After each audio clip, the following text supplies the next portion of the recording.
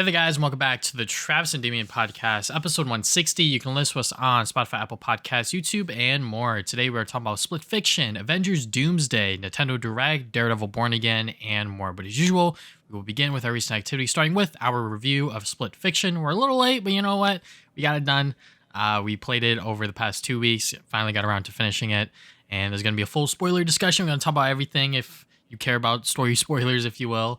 But yeah, I mean, as a follow-up to It Takes Two, I think Hazlight Studios did as best as they could to follow up on it and also give us more content, I would say, much more polished content. Just because I felt like It Takes Two is still great. You know, obviously it won Game of the Year and everything like that, but it wasn't my personal Game of the Year. But I think with Split Fiction, I think the story is a lot tighter. I feel like there's a lot more that people could relate to. And also the level design and sort of like the gameplay mechanics, it just feels a lot more fleshed out. Like levels actually build up on one another, if you will. You know, like when a new mechanic gets introduced, they start to slowly add stuff on top of it to make it more complicated and all this other stuff. So yeah, you know, Split Fiction definitely lives up to the hype and expectations. Yeah, more like peak fiction. But it is no, it's like extremely good. I like you said, I think they took everything from It Takes Two, which I already thought was really good. Like you said, I don't think it was my game of the year that year because I think it was 2021 that game came out, I believe. Yeah. And you know, I thought like, you know, Psychonauts 2 and like Ratchet came out that year, so I thought those were a bit better. But it was still like extremely good. But like you said, with this game, I think the story is a lot more fleshed out. It's more focused because, you know, in It Takes Two, like I feel like the two parents are kind of like dickheads the whole time. And like a lot of people just didn't really care for them. Mm-hmm. I know a lot of people hated the book guy that showed up or whatever. I feel like this game does have more like heart to it in terms of like its storytelling and like what it wants to tell. Again, it's not like the most like important part of the game, but it's nice that it wasn't like, you know, as like ignorable as it was in the in It Takes Two. And you know, I think the game helps that it is like a bigger in scope as well. Like all the levels are a lot larger than they were in It Takes Two. Mm-hmm. So each world sort of has like multiple like sections of it. Like maybe like the first third of the level you have some mechanic, and then the second bit of the level has like a like adds like a new wrinkle to the thing, and then the last bit of the level usually like maybe like a boss fight or something, and then sprinkled in there is all the really cool side stories and stuff. So I think like overall Hazelight did like a very good job with this game, and I think they basically like perfected like the puzzle platformer co-op experience at this point. I don't know how they do anything better than this at this point. I would like to see them probably go back to something like A Way Out, maybe make like a new narrative focused co-op game. I think that would be a nice change of pace. But yeah, this and It Takes Two are fantastic games and like just brimming with creativity and the like just really good. If you have a friend, definitely play it. It's fucking great. Yeah, you know, and when me and Damian played it, we played it with other people, but you know, I think we both made sure that I think you played as Mio and I played as Zoe. Yeah. You know, I think It Takes Two, I think it was a lot more obvious, like the sort of wife character had like the easier route, and I think that was like sort of like the player two, if you will. You know, I played with my girlfriend and she played as Mio, and I felt like Mio had the harder parts. Would you say that was something that is accurate, Damian? I feel like they kind of interchange who has the harder part. Like I feel like in the when you're in her subconscious, like Mio's subconscious, and you have to do all the hacking stuff, that was like really stressful doing that as Mio. But I feel like in the other level, I feel like Zoe had something she had to do was a bit more complex, but I forget. But I do feel like they kind of both have like enough complexity to them. Like I think, like you said, It Takes Two definitely had more of the like, oh, this character is a bit easier in terms of like what they have to do compared to the other character, which makes sense to get people on board. But I feel like this game has a better balance of like the responsibilities for each player. Also, the game is just kind of like a bit harder. Like it's not like overly hard or anything. Yeah. But the game is definitely like bumps up the difficulty compared to It Takes Two. Like it's definitely like a gamer game. Like I feel like if the person you're playing with isn't a gamer, they might have some issues with some stuff because like some of the boss fights are just like turn bullet hell a little bit. I'm just like, Jesus Christ. And I loved it. Like I thought that shit was great. But I definitely feel like it's a bit of a learning curve to get from, you know, It Takes Two to this game. So, you know, definitely make them a gamer before walking into this one. But yeah, like you said, I think the co-op responsibilities for each character felt a bit more tuned in this game, in my opinion. Like I feel like both characters had some interesting stuff to do, and one wasn't like as easy or as hard as the other. Like I feel like they did their best to like balance and give them cool like mechanics for each world, which is pretty impressive, honestly. Yeah, and I guess getting onto the boss fights and just like the overall difficulty of the game, that was something that I definitely was getting frustrated a lot. Me and my girlfriend would have arguments, and I'm like, look, this is the timing. We have to do it like this. Go on 3, yada yada yada. And I felt like that. I guess me and you played It Takes Two, so we're both gamers together. But playing it with someone else who, she's a gamer, but she's not necessarily like a platform gamer, if you will. Yeah. So having to, sort of get her to like be patient and have her to wait for certain timings and sort of be a little bit more communicative, because I think that this game, to its benefit and detriment, that like you really have to be on the same page. Like I felt like It Takes Two, there might have been certain sections that you obviously had to rely on the other person, but I think this game is a lot more collaborative, and I love that. I honestly love that this game really requires both players to really be on the same page, talk things out, because like if you try to play this game with no comms, no nothing, you're not gonna get that far. Yeah, like, like Emma, like she doesn't know how to like, platform or whatever. And for me, Sarah also doesn't know how to like she plays platformers back in the GameCube days, but it wasn't like, not compared to us or like platformer, like we could just do that shit. Yeah. So a lot of times I hold up a second, I gotta do this platforming challenge, and then like she just kept dying over and over. So I'm like, okay. So that stuff is like kind of cool. And I do feel like the cooperation, especially towards the end, was like super, like both amazing and also like a little frustrating, but I love it. Like the one where you had to do the centipede shit and like the second to last world when you have to like swing and shit, that shit was so stressful because you had to like both let go at the same time, you had to get momentum and like do it all at the same time. I loved it, but that shit was hard. And then the final world, which I want to talk about more of because that final world was amazing, but like some of the stuff like when you were like in the iPad mode as Mio and you had to like do stuff like that, that was also kind of stressful. And I kept killing Sarah by accident, so sorry. But that shit was super fun. I think, and I really like that they incorporated more of these responsibilities to the gameplay, because yes, it's more stressful and might be a bit more frustrating, but I do think it's more memorable and exciting than what It Takes Two did, which I felt like was more like, you had responsibilities in those games, but it doesn't feel like as crucial as it did in this game, Yeah, there's definitely a lot more teamwork required, and then, like I said, I really enjoyed that aspect of the game.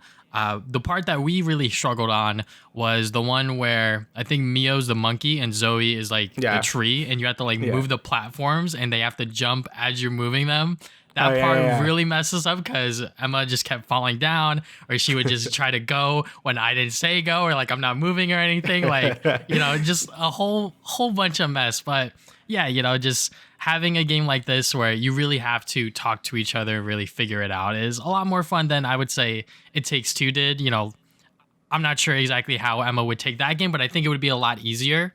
But also just like the overall just like gameplay mechanics, like once again, they have so many different gameplay styles and sort of things, new mechanics, all of this other stuff that they keep adding on. The side levels, especially, those levels, I felt like that those levels, they had an idea in mind for like Mio or Zoe, but like they couldn't flesh it out for like a full world. So they were like, all right, like we have like this nice, cool mechanic. Let's not ditch it. We'll just insert it at this point of the game, and then the player could choose to play it or not, and it is super unique, not something that you will see later in the game. So I encourage everyone to really go and play those if you haven't already. Yeah, I like highly recommend doing those side stories. I think those are my favorite bits of the game. Like I love the one where everything was like pencils and stuff. Yes. Like they were kind of like, that was God. That was amazing. Like that was Sarah's favorite, and I think that's my favorite one as well. I love the dentist one. That one was super stupid. When you like fight the fucking dentist or whatever. The pig one, obviously, they showed that one in the Game Awards, I believe. When you're playing as like the pigs and they turn to sausages and shit. Yep. Like it's just so crazy and stupid, and I love it.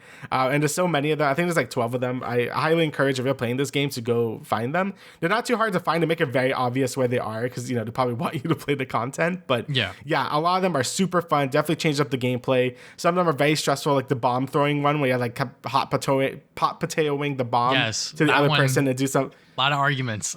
Yeah, that one was pretty hard. So I do highly recommend them because they were super fun and they put so much work into it. When I first downloaded the game, I'm like, this shit's 80 gigs. I'm like, what the fuck? But then playing through this game, I know why. Like, there's so many unique assets and like so many unique game mechanics to each level that they just kind of like are done with after one level, that I'm just so impressed, because it keeps the game fresh. It keeps the game so varied, mostly because these worlds are longer than It Takes Two.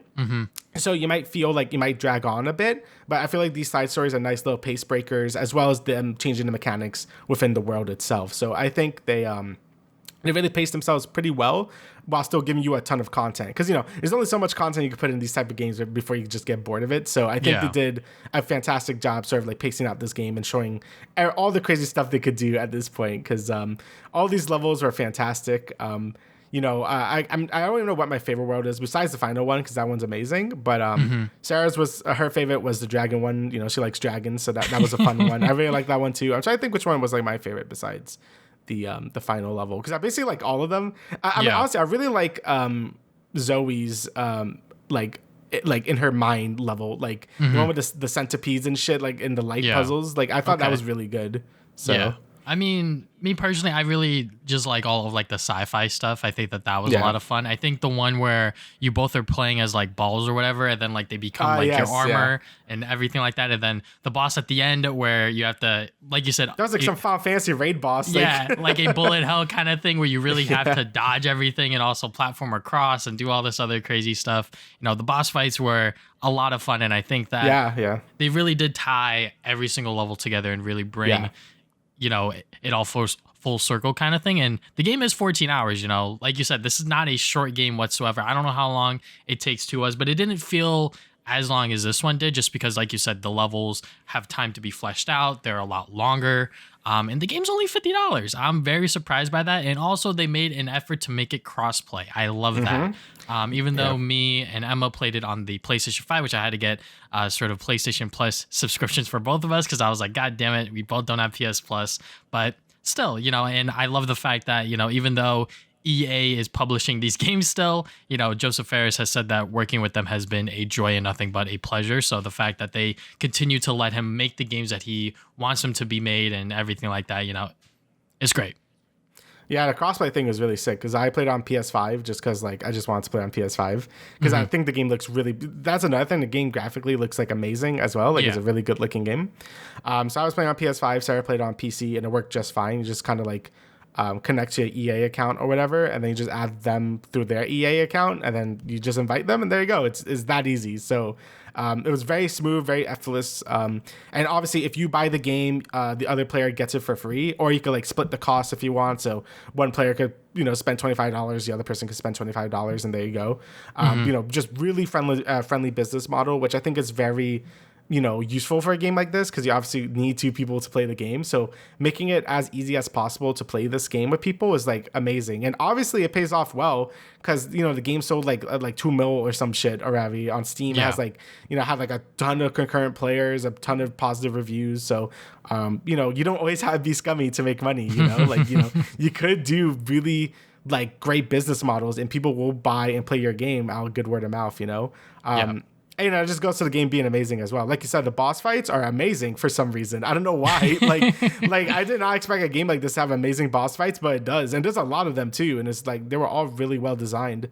And of course, like the final level, I keep talking about this, but the final level is fucking fantastic. Oh yeah, like, holy shit! That's just the way the game fucks with your perspective. And like one player sees one thing, the other player sees another thing, but like they're like totally different from your point of view. The split screen game all fucked up.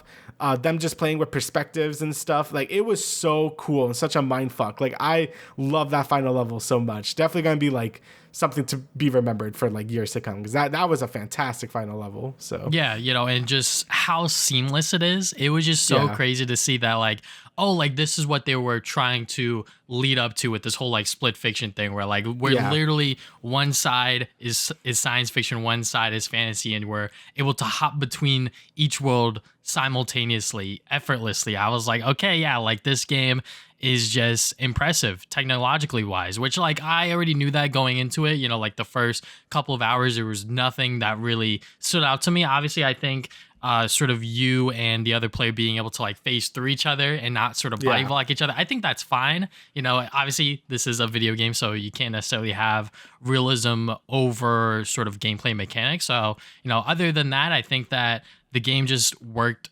effortlessly. Like I said, there was no bugs, no glitches, nothing. I don't even think that there was like a big day one patch or anything like that. Like they really shipped the game out in the best way that they could. And like Damian said, 2 million sort of copies sold already. And yeah, this is very much a early contender for game of the year. Definitely my game of the year right now, and I have no idea what other game will top it, just because that final level, like you said, Damian, was just so freaking good. Yeah, I think at the moment this is my game of the year. I played a lot of like new games this year and I've loved all of them, but I feel like this is the first game like, yeah, this is definitely game of the year contender right here, So yeah, Hazelight did a fantastic job. I will keep buying their games for the depth of the universe at this point because they are fantastic. Definitely like amazing game. Find a friend, go to Discord to their Discord and find a friend if you can, because the game does deserve to be played. It's very good. So yeah, like 10 out of 10 for me. It's just a fantastic experience. And they are planning a movie adaptation. I think It Takes Two already has one ordered by Amazon or something like that. But anyways, yeah, Split Fiction is looking to be adapted into a movie, which I think could work. I think visually there's a lot of things in the game itself that could lead to very, great things, sort of, kind of thing. Right. And I think the story, like we said, we didn't really talk about it that much, but I think the story of just like these two authors sort of talking about why they became a writer, sort of what it meant for them to write these stories and everything like that, sort of remember their loved ones, if you will.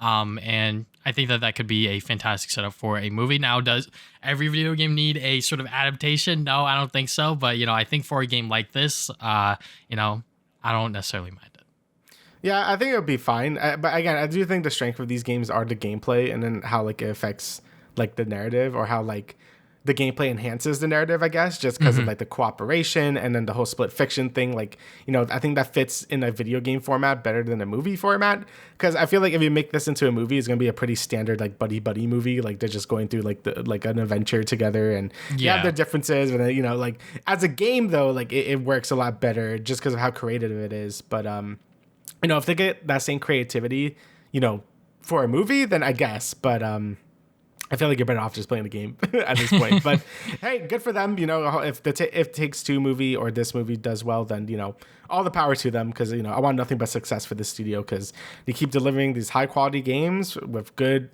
consumer practices, and that's all you can ask for in this age of gaming, right? In this industry, yes. Yeah. So. All right, so let's move on to our other recent activities. I will begin first. So Daredevil comic books. So I finished all of Ed Brubaker. I think I pronounced his last name last time we talked about it. But yeah, I finished all of his work just because that was the next sort of modern Daredevil run that sort of came after Bendis. I think it's in between Wade and all this other stuff. And what I read of that run so far was pretty good. And leading up to the end of it, I know what it leads to. I'm not going to spoil it, but I think as you're reading it, you could kind of get hints and details of where it's going. It's still pretty good. I think that it is definitely better than Soul. Like I said last time, I think that Soul, even though he introduced Muse and there was a couple of other things in that run that I really like, such as Blind Spot, I think the overall run in and of itself was a little messy for me personally, but I think Brubaker is a very nice follow-up to Bendis, really does keep Matt in a grounded, gritty sort of Hell's Kitchen, New York City kind of environment. And one thing I love about Matt within these comic books is that he's a fucking asshole. Like, he is so terrible, so bad. Like, one of the major points about this run is that like he cheats on his wife. That happens. Yes. Matt Murdock gets married to Mila, I believe is her name, and she is also blind, and she knows about Daredevil and everything like that. And then at a certain point within the run, a character makes her like mentally unstable, and she has to be put into a institution, and Matt is trying his best to get her back, get custody and everything like that. But somewhere along those lines, he just cheats. And I'm like, okay, yeah, Matt, you are a fucking asshole. But I love that about him. So, that's something that I think the sort of live action version of Charlie Cox's Daredevil has not done just yet. I mean, he is a fucking man whore, which we will talk about later. Yes, he's very much a ladies' man. But yeah, so far so good with Daredevil. And then I bought this a while back, Daredevil Dark Knights, because I heard that the first couple of issues are pretty good. This is like a sort of, I want to say like anthology series kind of thing. There's 8 issues in total, and the first 3 are about Daredevil trying to save a little girl. She needs a heart transplant, but the heart is stuck on the other side of town, and there is a blizzard. So he needs to get the heart and go through this blizzard and get to the hospital and save the little girl. And there's a lot of self-reflection about sort of like his religion and sort of him being Daredevil and everything like that. And it's pretty good. I really do like the art, the writing. The other, what is it, like 5 issues in here. There's a couple of other stories in here that are not that great. Honestly, I think that if you are going to read Dark Knights, the first 3 issues, you don't really have to read anything else, in my opinion.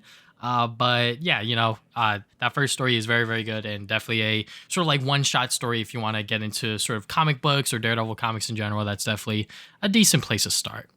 Then the other thing I've been reading, so after I was done with Marvel Unlimited, because that's where I read sort of Ed Brubaker's stuff by Daredevil or from Daredevil, I was like, let me go ahead and see what DC's up to, because there's been a couple of DC books I've been wanting to read, sort of itching.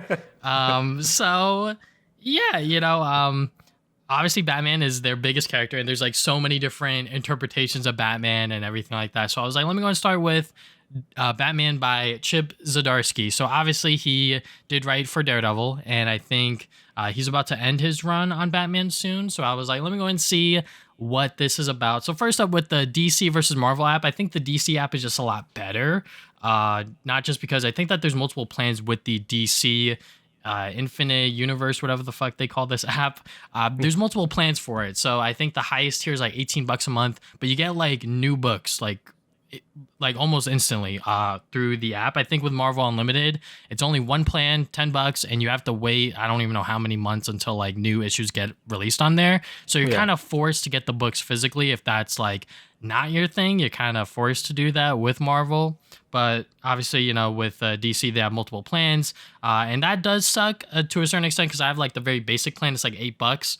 So if I wanted to read like a brand new series like Absolute Batman, I think it's on here, but it's got to be like one of like the ultra tiers or whatever. Anyways, Batman by Chip Zdarsky. So the reason why I love Zdarsky's writing for Daredevil is because his voice for that character is so fucking strong. Like he really does know Matt Murdock. He really does know how to write that story very, very well. And obviously going from Batman to Daredevil, there's a lot of similarities there in terms of like their sort of alter egos. Obviously Matt Murdock and Bruce Wayne are very different.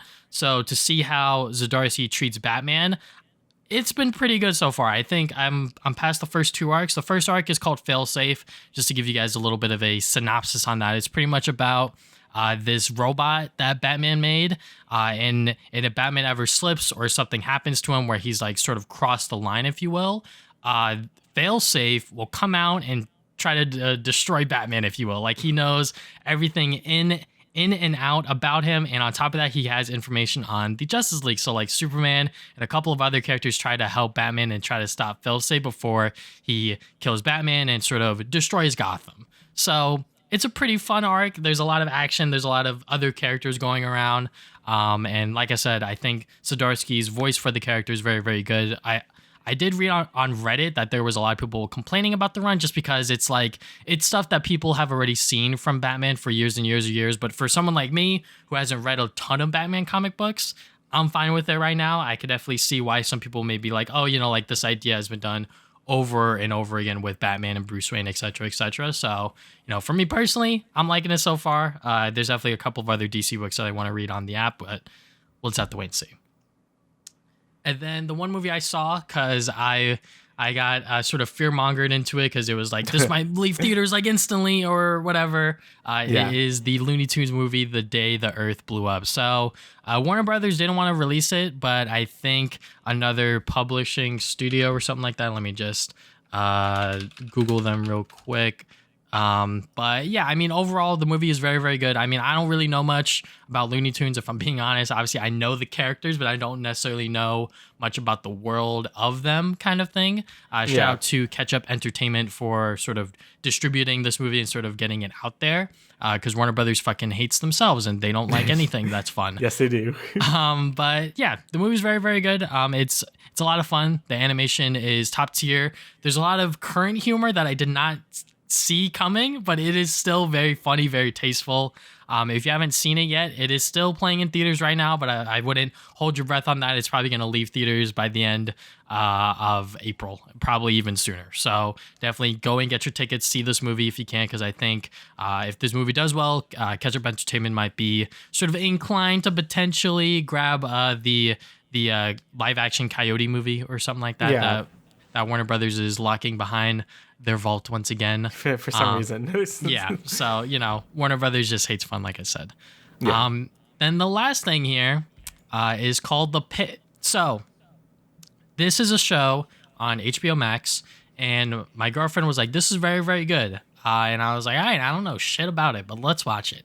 Yo, this shit is fucking insane. So it is a hospital drama. So it might sound stupid because there's like a bunch of fucking, shows like this, right? You know, but this is a hospital drama, but each episode is 1 hour. So like it starts at the beginning of their shift at 7 a.m. and it goes from 7 to 8. And then episode 2 is 8 to 9, et cetera, et cetera. That's interesting. There's a lot of shit going on within the hour. It's fucking insane.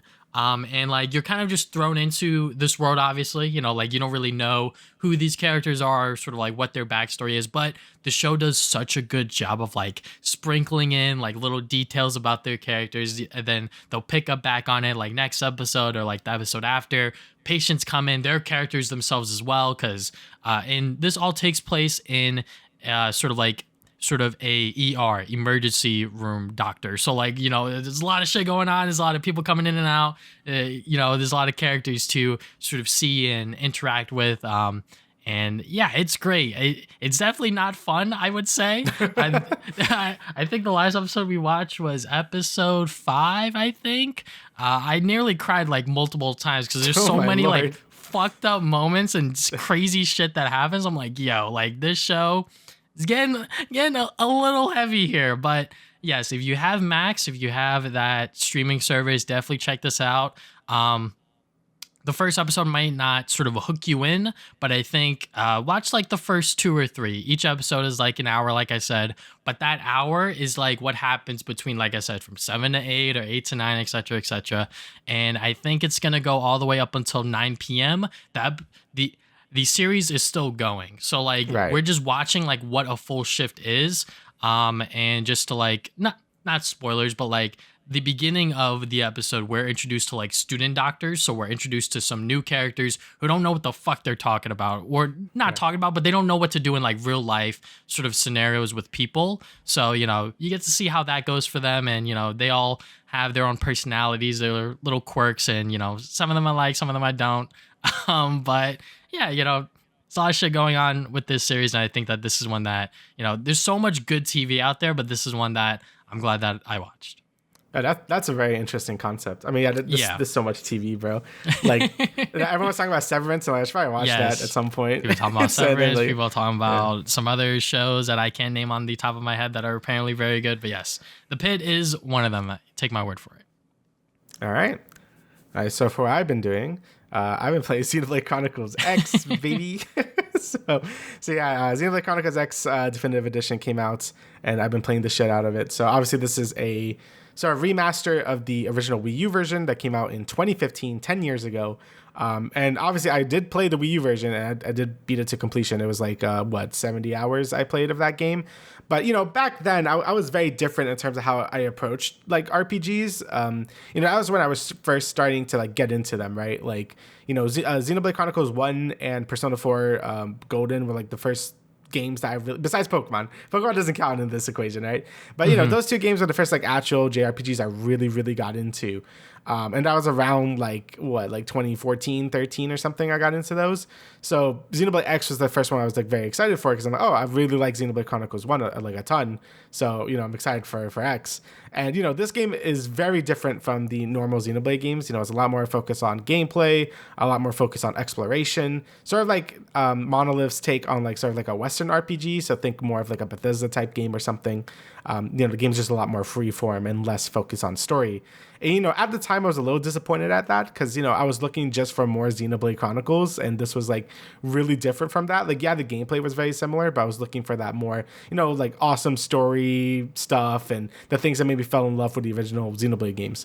So, when Xenoblade 2 and 3 came out, that was like more of what I wanted, and I absolutely love all those games. But now that we have the whole trilogy of Xenoblade games and then releasing X again, me going back into this game, I feel like I'm going into more open eyes, and I've been enjoying it like far more than I did back then. It's sort of kind of how like people felt about Mario 3D World, where people were really hungering for just a new 3D Mario game, especially for the Wii U, because the Wii U had like jack shit.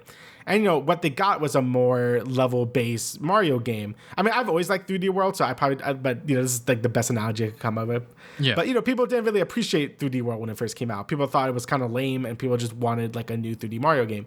So when Odyssey came out, people got that appetite. They're like, okay, yeah, Odyssey is exactly what we wanted.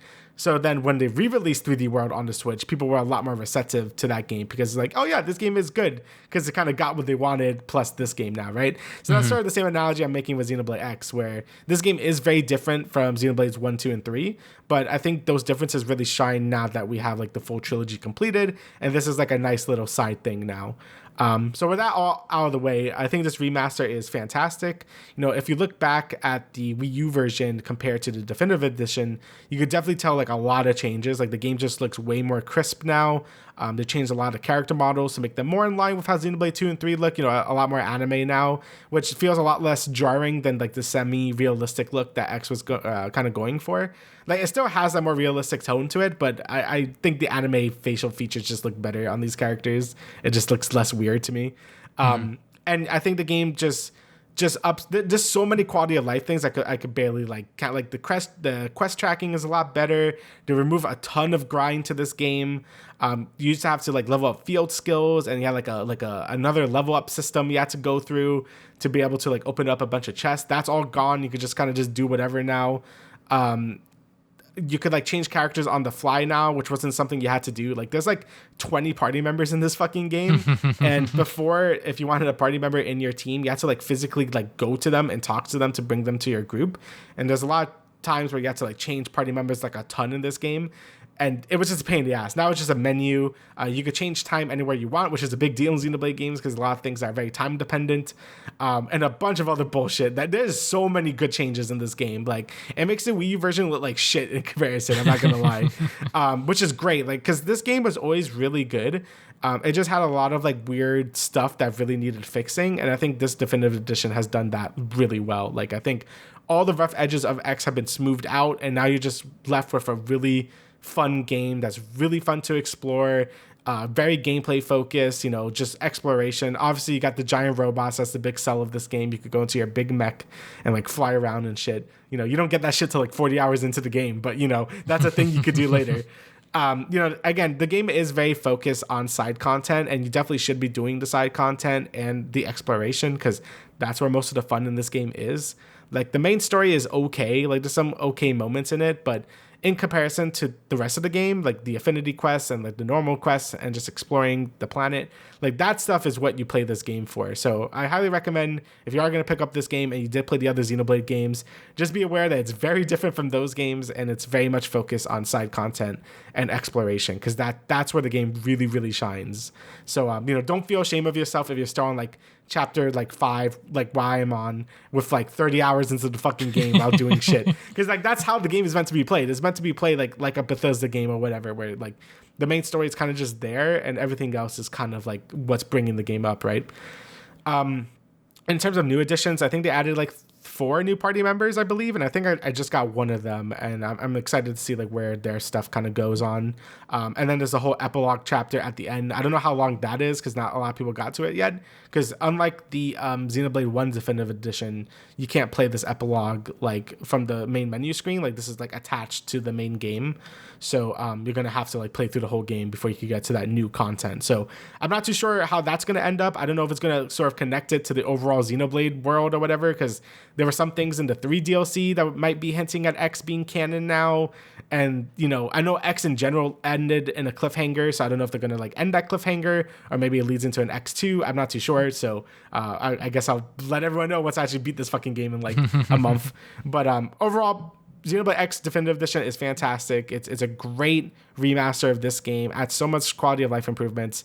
You know, Monolith, I always give them props for going above and beyond for the remaster efforts, because Xenoblade 1 Definitive Edition did the same thing where I felt it made the first Wii game feel obsolete at this point, and just play Definitive Edition. You get extra content and like just so much quality of life improvements, and this game is even more so than that game. So yeah, highly recommend to buy X if you're into Xenoblade games, or even if you're not into Xenoblade games.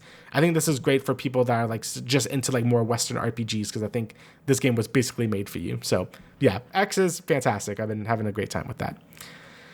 Next is fucking Starcraft 2. So this is random, but yeah, you know, before X came out, I was like, I didn't really have many games to play. I kind of like finished up all the things I had to do. So I was just kind of like bored or whatever. And then the Steam sale was happening. So I bought that giant mega Command and Conquer bundle, because I never played Command and Conquer before and I always wanted to. So I bought that. It was like $5 or whatever. So I'm like, yeah, sure. I got like all the games or whatever. So I started playing like the original Command and Conquer, because they like remastered it in like 2020, I believe. And it's really cool. Like, you know, all the things, like all the models, or I guess sprites, all the sprites got reworked and it looks really good now and stuff, but it still kind of plays like shit because it's like an RTS from like 1995 or whatever. So I'm just like, I do want to actually go and play through all the Command and Conquer games. That is something I do want to do one day. But I was just like, I feel like playing StarCraft now. So I like booted up StarCraft and last year, I went through a really great mod called StarCraft 2 Mass Recall, and this basically remastered all of StarCraft 1 in the StarCraft 2 engine, and that was really sick. So you can basically play all the StarCraft 1 missions in StarCraft 2, so it doesn't play like shit, because StarCraft 1 kind of plays like ass, I'm not gonna lie. So, and that's a great way to just re-experience those campaign missions. But I always had a thing where I always really, really want to replay all of the campaigns of StarCraft 2 again, because the last time I played the first campaign, Wings of Liberty, was back in 2010 when it came out. You know, I checked my achievements for the game, and it was like, yeah, 2010 was when I beated this campaign. So I was like, yeah, I really, really want to replay this again. And I have been, and it's been fantastic. Like I think this was like the last Blizzard game people universally loved. Like, I guess like I know Overwatch, I think Overwatch is kind of like the last time people universally loved a Blizzard product, at least when Overwatch 1 first came out. But for me, StarCraft 2 and all of expansions were like, that was like peak Blizzard for me. And that, like anything after that is when it started to like kind of fell off a little bit. And now they're like, Overwatch 2 is the whole thing. But yeah, StarCraft 2 was just made with so much love. Like every mission in this campaign is so unique and varied. You know, like a lot of the other older RTS games with their campaigns, it was always just like, oh, like take the base and that's it. And it's just variations of that. This game, you got like things like the lava is rising, you got to collect minerals before like you lose everything, or you have to like race a certain opponent before they get to the enemy base, so you have to do the objective before then, and a bunch of other really crazy objectives. You have a lot of no build missions where you play as different heroes and shit.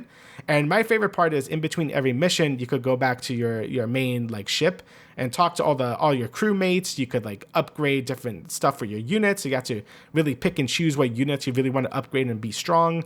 Each mission have bonus objectives that you can get research to get even more upgrades to your buildings and stuff. There's a lot of split choices you have to do. Well, I guess not a lot. I think there's like 3, but still like you could like have like these split moments in the campaign where you could pick one person or another and get different units depending on what you do.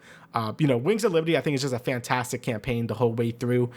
Even if the story, I think the story is good in Wings of Liberty, but the next 2 expansions, I know they kind of dropped the ball in terms of story because it gets fucking weird, especially Legacy of the Void's like epilogue stuff that gets fucking really weird. But I think all the campaign missions are always super fun throughout all the campaigns. So I'm having such a ball playing through all these campaigns again because it's been like 15 fucking years since I did it for StarCraft 2. So, and now I'm just a better gamer too. I saw there were so many achievements I didn't get when I first played it because I was like 12. So now I'm 20 fucking 7. So I'm like, oh, I could do this easy. If anything, I think normal mode is too easy now. I'm like, I probably should bump it up now. But overall, I think StarCraft 2 is still such a fun RTS. It makes me so sad that the genre is basically dead and Blizzard sucks that we might never get another one again. But man, StarCraft 2 is such a good game, and hopefully by the end of this year I could play through all of them again because it's been way too long and I've been having such a good time with it. So yeah. And last thing I've been doing is I finally watched Invincible season 1. this has been on my backlog forever, but after season 3 ended, I'm like, I gotta watch this fucking show, Ravi. Everyone has been talking about it. Everyone's been saying how good it is. All the memes everywhere. So I'm like, okay, I need to watch this show. And yeah, season 1 was fucking fantastic. I think it really does a great job setting up this like new world of like Invincible, right? Because this is not really tied into anything we're used to. It's not Marvel, it's not DC, it's like its own unique thing. Obviously, it takes a lot of like things from other stuff, as like, nice little references. Like obviously the Guardians of the Globe are just like the Justice League or whatever. They have like not Flash and not Batman or whatever the fuck. But, you can tell it was made with a labor of love and like respect for the comic industry. Like I know like The Boys was like made with a lot of hatred, like the original comic series, so that one felt a lot more like mean spirited, while Invincible does feel like it's sort of like celebrating those tropes rather than like bringing it down or whatever. And the show is just great. It's full of surprises. Like I love the first episode because it really sort of subverts your expectation. Obviously, I know all this fucking spoilers, like everyone does at this point. But if you're just watching this show blind, the first basically like 90% of the first episode is very PG. Like they get into some fights. Mark gets his powers. It's very Spider-Man coded. It's I don't know what I'm doing, but I got my powers or whatever. And then like the last like 5 minutes when Omni-Man just fucking destroys the Guardians of the Globe like horribly, it's like that's when this series really turns on its head, and it's like, okay, like this is what Invincible is about, right? And, from that point on, it really gets into like sort of like the grittiness of being a superhero where, it's not all just like, oh, kick some bad guys or whatever, like people are going to die. Like, you have to sacrifice a lot in life to be a superhero. Obviously, other things have done that, Daredevil, Spider-Man, that's nothing new. But I think this show really shows it in such a graphic manner that it feels like a lot more real. Like these superheroes aren't invincible, like, well, but these superheroes aren't like invincible or whatever. Like, people could die, and the world is cruel or whatever. And throughout most of the show, it's mostly about Mark like coming to terms with its powers, learning what it is to be a hero, all that standard stuff. And then you have like sort of like the background sort of mystery of like who killed the Guardians of the Globe. Obviously, we know it's Omni-Man, but none of the other characters know that. So it's really cool to see all the characters sort of come to terms with Omni-Man doing these horrible things. And then the last 2 episodes of this show are fucking peak. Like I already know everything that happens, and it's been memed to death. Think Mark, think all that shit. So I was not expecting it to hit as hard for me, but those last 2 episodes still hit really hard. Like especially the last one, like it's like really good. Like just emotionally and action wise, like Mark goes through so much shit, but him fighting for the human race instead of like the Viltrumites or whatever, because that's just the home he was born in, and him trying to stop Omni-Man, even though he knows he has no chance of winning, but he still like sort of like gets at his heart to be like, he's still human and he has attachment to this planet now. That shit was really well done, and I was just like blown away by it. Like the last 2 episodes were like fucking fantastic and really show what this show is really, what it's really about, right? Every character was fantastic. The voice acting was really good too. Usually with celebrity voice acting, it could be a little iffy because this show has like a ton of celebrity voice acting, but I think they all do a fantastic job. Like especially Stephen Yeun as Mark, he does a good job. J.K. Simmons always does good. He's J.K. Simmons. He does really good voice work all the time.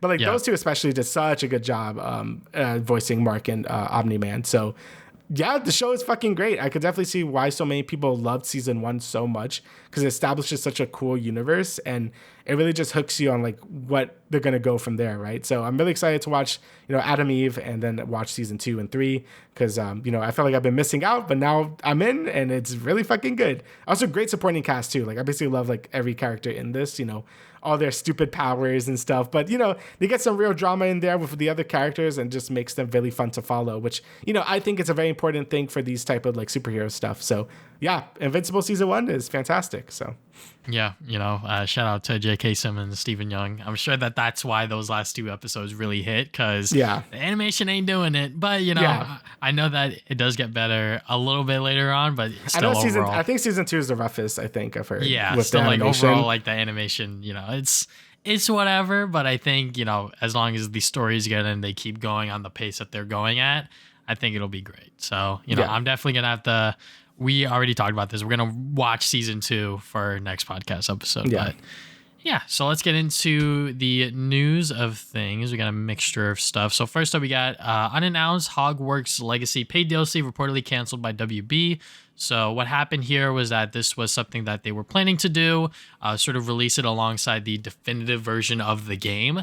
And it got canceled due to, quote, the amount of content was not substantial enough to justify the price being considered, end quote. So, yeah, I mean, I don't know why you had to cancel it. You could have just done like, hey guys, look, free update, and also here's the definitive edition, right? You know, I think that could have been another viable option if WB wanted to do that, but you know, WB's thinking about that bag as they always are. So yeah, I think Hogwarts Legacy is definitely one of the outliers within the WB games library over like the past 5 years, I would say. That game performed pretty well in terms of sales because it is Harry Potter, and I think that what it was trying to do, it did decently well. I haven't played it, but I know a lot of people really did enjoy that game or thought it was mid, but you know, games can be mid, and I think that they are working on a sequel, and hopefully that they are able to surpass what they did before. But yeah, I have no idea what Warner Brothers is doing across everything that they're doing, because it seems like that they're just bleeding money and they're just trying to recoup the cost of whatever stuff that they were trying to do before. But, you know, Hogwarts Legacy, DLC that wasn't even announced, reportedly canceled. I'm not that surprised. Yeah, it's just kind of weird. like you said, I don't know what a business strategy is, because it's like, you guys know you have to make something to get money, right? And I feel like they've been either canceling everything or been just not showing anything at all. Like, I'm just like, what are we doing here? So obviously for this definitive edition for Hogwarts Legacy, I guess I do give them credit for like being like, oh, the amount of content wasn't enough to like make it worth anything. So I guess that's fine. But like for other bigger projects, you know, that's always going to be a thing. I mean, obviously, I think they're going to be going for Hogwarts Legacy 2 because like that made so much money for them. So it wouldn't surprise me if they just rather put those costs of development into just making a full-on sequel now. Especially because I think WB is trying to like kind of wiggle their way out of the gaming industry at this point, because they really just have like NetherRealms making like their fighting games, and then like I think them, which I forget who even made the Harry Potter game, but like I think they just have those two now, because you know obviously the Wonder Woman game got canceled and like all the other bullshit that's falling apart, right? So Suicide Squad and Rocksteady, I don't know how long they're gonna last at this point. So I guess we'll see. But yeah, the future, if you're a DC fan and hoping for a good DC game, sorry, or anything else, or you know, any Lord of the Rings property, it's been a goddamn mess. So Warner Brothers gonna Warner Brothers. It's been pretty bad. Yeah. Well, speaking of that, we got the Avengers Doomsday cast announcement. So this was a very weird thing. So they had a live stream that was like 6 hours or something, showing all the like sort of the casting seats and their names and showing off the thing. Like I remember it was like after, I think it was after Direct this happened, or it was like a day after Direct. I forgot. I just saw on YouTube. I'm like, it just a Marvel announcement. I'm like, okay. I clicked on it. It just said Chris Hemsworth for like 5 minutes, and then I left because I'm like, this is dumb. So yeah, obviously they were doing a thing where it's like every like 10 minutes or something, and like scroll to another name, and it was like 27 different names or whatever. You know, some notable people like Channing Tatum is going to be as Gambit. You know, the X-Men are coming back, you know, like Patrick Stewart and stuff. So, you know, that's cool. There's some like omissions from there, like, you know, like Tom Holland, like Mark Ruffalo and stuff. Like, you know, things with Tom Holland and Spider-Man is always going to be weird because, you know, the Sony stuff, and I don't know like how involved they want him to be, and they still don't know what fucking Spider-Man 4 is going to be about. So like they probably are figuring that stuff out with Tom Holland and seeing what Spider-Man is going to be about. But yes, but for the most part, I think this is a gigantic list of people. Like there's a lot here, like Paul Rudd, you got Shang-Chi's here, Loki, and all that stuff. Again, all the X-Men and all that stuff. I think some of the Fantastic Four. Yeah, I think all of the Fantastic Four. Yep. Fucking Namor. So yeah, there's a lot going on here. You know, it's a big cast list, and you know, it just makes me worried that I do feel like they're kind of making. I was talking to my brother. It feels like these two movies are being more made out of desperation than they want it to be good. Like like obviously they want it to be good, but I do feel like they're making this like we gotta put every big name here. We gotta make this a big event. Like there's been no lead up to this barely. Like we're gonna get Fantastic Four, which does look good. But I feel like they're making this because they want butts in seats. They want people to care about the MCU again. But it feels like way more forced than like anything else they've done lately, especially in terms of Avengers movies. That I'm just, I hope it's good. Like I want it to be good, right? Yeah. So we'll see once it actually starts cooking or whatever. But it does feel kind of desperate. It's like get everyone fucking here. We need the money. So, but yeah, it's still cool though. But yeah. Yeah, I mean, first I'm talking about the whole announcement strategy, their marketing plan, if you will, for this. I mean, it worked. It worked. People talked about it. Yeah, yes, people were talking about it. People were watching the live stream live to see like, oh my God, what seat's going to be announced next? You know, there were some pretty cool, you know, sort of freakouts of people seeing like, oh my God, James Marsden's coming back as Cyclops and all of this other stuff. You know, like a lot of those X-Men characters who they thought would never return as those respective characters are now coming back for this movie. And some people are theorizing that this film is going to be like a Avengers versus X-Men thing, with like Doctor Doom attached to it at the end or something like that. I don't know, but if that was the case, I think that they should have just named it Avengers versus X-Men. I think that would have been a lot cooler, but then again, it would have ruined the surprise of all these X-Men characters coming back from the Fox universe, and sort of how are they going to fit all of these characters into this film? I have no freaking idea.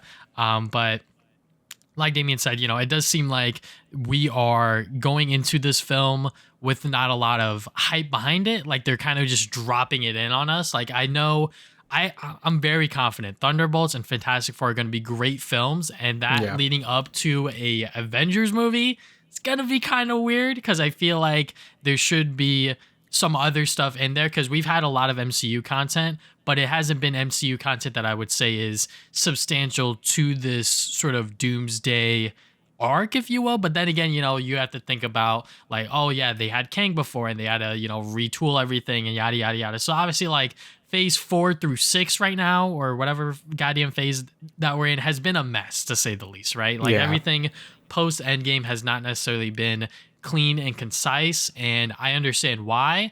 I'm just hopeful that whatever film we get here is good, because obviously the Russo brothers are coming back, and they recently did the Electric State or whatever the fuck that movie was for Netflix, and that was terrible, and they poured so much money into that movie. So you know, someone did like some dumbass headline where it was like Kevin Feige's like watching over these films more attentively now, which like I wouldn't blame him, but I think that that's just something that people are just fetching out of their ass and sort of just like maybe like fear mongering about this film or whatever. But, you know, I'm excited to see what they do with it. Like Damian said, we want the film to be good. Like we don't want this shit to be ass, because I think that having that mindset is just not healthy. And also, we enjoy the MCU. We like what Marvel does with these films, with these characters, because it's exciting. And, you know, for them to also say that, yeah, we are not done announcing the full cast. You know, a lot of people are anticipating Elizabeth Olsen to return, but she talked about like very, very, very definitively within like a recent interview that she's like, I am not coming back, because I think she's been doing a lot of other projects in between. And one thing that she said was that like she hates wasting time on set, but when you're working on these smaller projects, you can't do that. Obviously, with like a Marvel project, there's a lot more wiggle room, because they could waste that money, if you will, like waste that money, quote unquote. You know, they could spend that extra money to, you know, maybe take a little bit of extra time on set to like rethink how this scene's gonna play out, yada yada yada. And you know, a couple of other characters in there, such as Iman Vellani as Miss Marvel. That's like one of my favorite new MCU characters that I would love to see within this film. But maybe they're saving it for Secret Wars or maybe something else. And obviously with Tom Holland's Spider-Man, it's been a whole mess. He's currently filming Christopher Nolan's Odyssey movie, so obviously he is not available to film with the rest of the cast for Avengers Doomsday. And there's rumors about Spider-Man 4, such as the Chameleon being the main villain, and then it might take place during Doomsday, but he's not going to be in Doomsday because no one knows who Spider-Man is. But obviously the Avengers know who Spider-Man is. They just don't know who Peter Parker is. So I don't know why he wouldn't be in a Avengers movie, and also why would you leave him out of a Avengers movie when not like that's a lot of money left on the table. Maybe that's not something that Marvel worked out with Sony, etc., etc. But you know, whatever happens with Tom Holland's Spider-Man, all I want is that his movies are good. That's all I fucking want. And you know, ever since I would say after Homecoming, we've talked about it so many times. Every single movie, Far From Home, No Way Home, has been some multiverse shenanigans or something tied into the overall MCU, and we just need Tom Holland's Spider-Man to be Spider-Man for one movie, right? Just like figure his shit out and everything like that. I think Chameleon would be like a good villain. That sounds like a very nice, like grounded. Hey, and a Daredevil street villain. You know, you could do some stuff with that. I got pretty excited when I heard that. It's like the only time someone's excited to hear that Chameleon's a fucking like major villain. Yeah, and like okay, if you aren't excited to hear the Chameleon be a Spider-Man villain, I don't know what to tell you. But they've already done every other major villain within Tom Holland's Spider-Man now because of No Way Home. Like I think them introducing like Norman Osborn and sort of like the Osborn family is a good start. I think that could lead into like a great Spider-Man 5 or even Spider-Man 6, but it doesn't have to be fucking Spider-Man 4, right? Kind of thing. Yeah. So, you know, I just feel like they won't bring in like Oscorp at this point because it's just like he kind of like defeated Willem Dafoe in like No Way Home. Like, I feel like that was kind of their like, okay, there's your little thing of it, Tom Holland fighting Green Goblin, right? So like I don't think we're ever are gonna get an Oscorp. I feel like it's too late at this point to introduce Oscorp unless they do some like clever startup company or whatever. Like they could do it. Yeah, because apparently there were some sort of like auditions and like the sort of character descriptions were like Osborn sort of esque, with like Norman and Harry. So it could still happen. Who knows? But like we said, we don't know anything about Spider-Man 4 because I don't even think they fucking know. But yeah.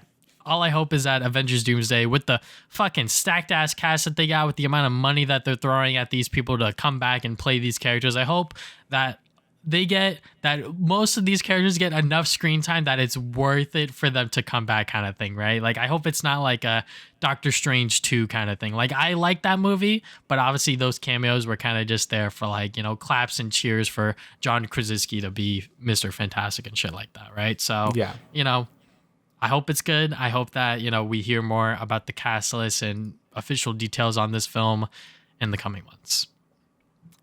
All right, so let's talk about let's talk about that Nintendo Direct. So I didn't watch this live, but I did see bits and pieces of it while I was at work.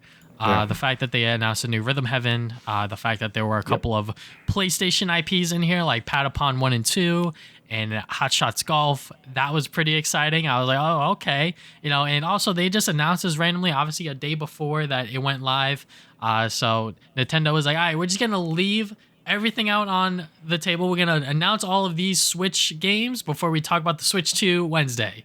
So here's everything. Hope you guys enjoy. And honestly, I think that this was a pretty good Direct. I think some people that are sort of underplaying it or not sort of, liking it so much, I think they just need to realize that like in context, this is a pretty good Direct because we got some pretty cool surprises, even like third-party surprises like Marvel Cosmic Invasion. That game looks fucking great. That's probably my favorite game from this Direct personally. And obviously starting out with Dragon Quest 1 and 2 HD 2D remake. That's also exciting. So I think overall this was a pretty good Direct.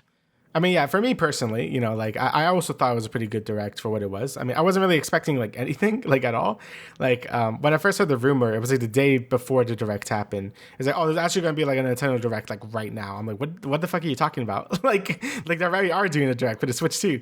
So this kind of came out of nowhere. So it kind of just feels like a nice bonus surprise Direct to do. And I mean, I was just kind of hoping for ports. Like I was kind of just hoping for that Wind Waker, Twilight Princess port that people have been wanting. I really wanted Prime 2 and 3 to get ported so I could play them before Metro Prime 4. I'm still kind of bummed we didn't get that, but whatever.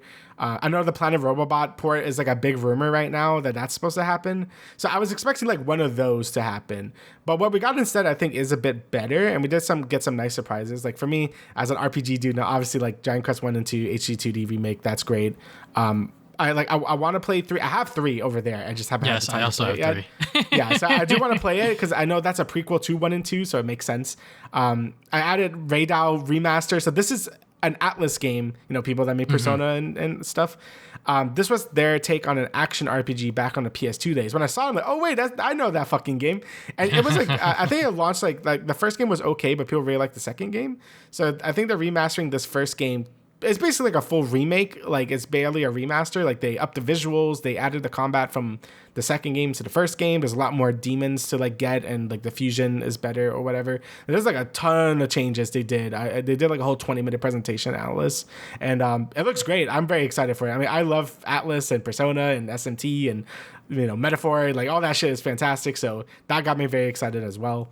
And obviously there was a lot of like more niche things that like again the two big ones that people got really excited for is Rhythm Heaven, which again I like Rhythm Heaven. So like Rhythm Heaven Groove was very cool. Like it was good to see that series back. Kind of sucks it's gonna be like 26 like that's a pretty far time away, but just from what they showed, it looks like classic Rhythm Heaven. Like I'm sure people are gonna have I'm gonna have a good time. I like Rhythm Heaven a lot, so seeing this back is really good. And the last one, it's like Tamagotchi Life. You know, I Tomodachi never, Life.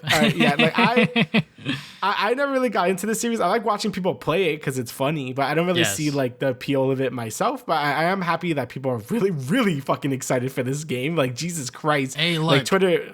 that 3DS game, that 3DS port, or whatever you want to call it, that shit's like $100 on eBay. Like, I know, yeah. Like if I look it up right now, that shit's gonna be pricey. But yeah, it's exciting to see that series back just because, you know, I think a lot of those fans were just like giving out on hope, like we're never gonna get another fucking Tomodachi Life. But it's crazy that they're even bringing it back.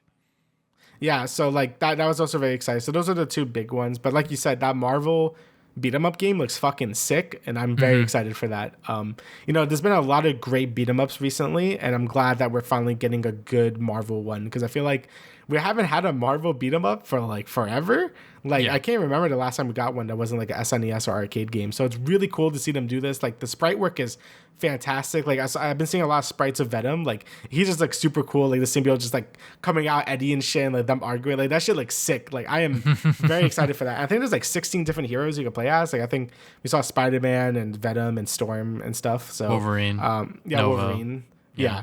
So a lot of really cool stuff there. So really excited for that game as well. And then, you know, we had a bunch of other stuff, you know, like Patapon 1 and 2 replay. That was another surprise. You know, that's obviously a PlayStation, you know, IP. But seeing it get published by Bandai Namco is pretty interesting.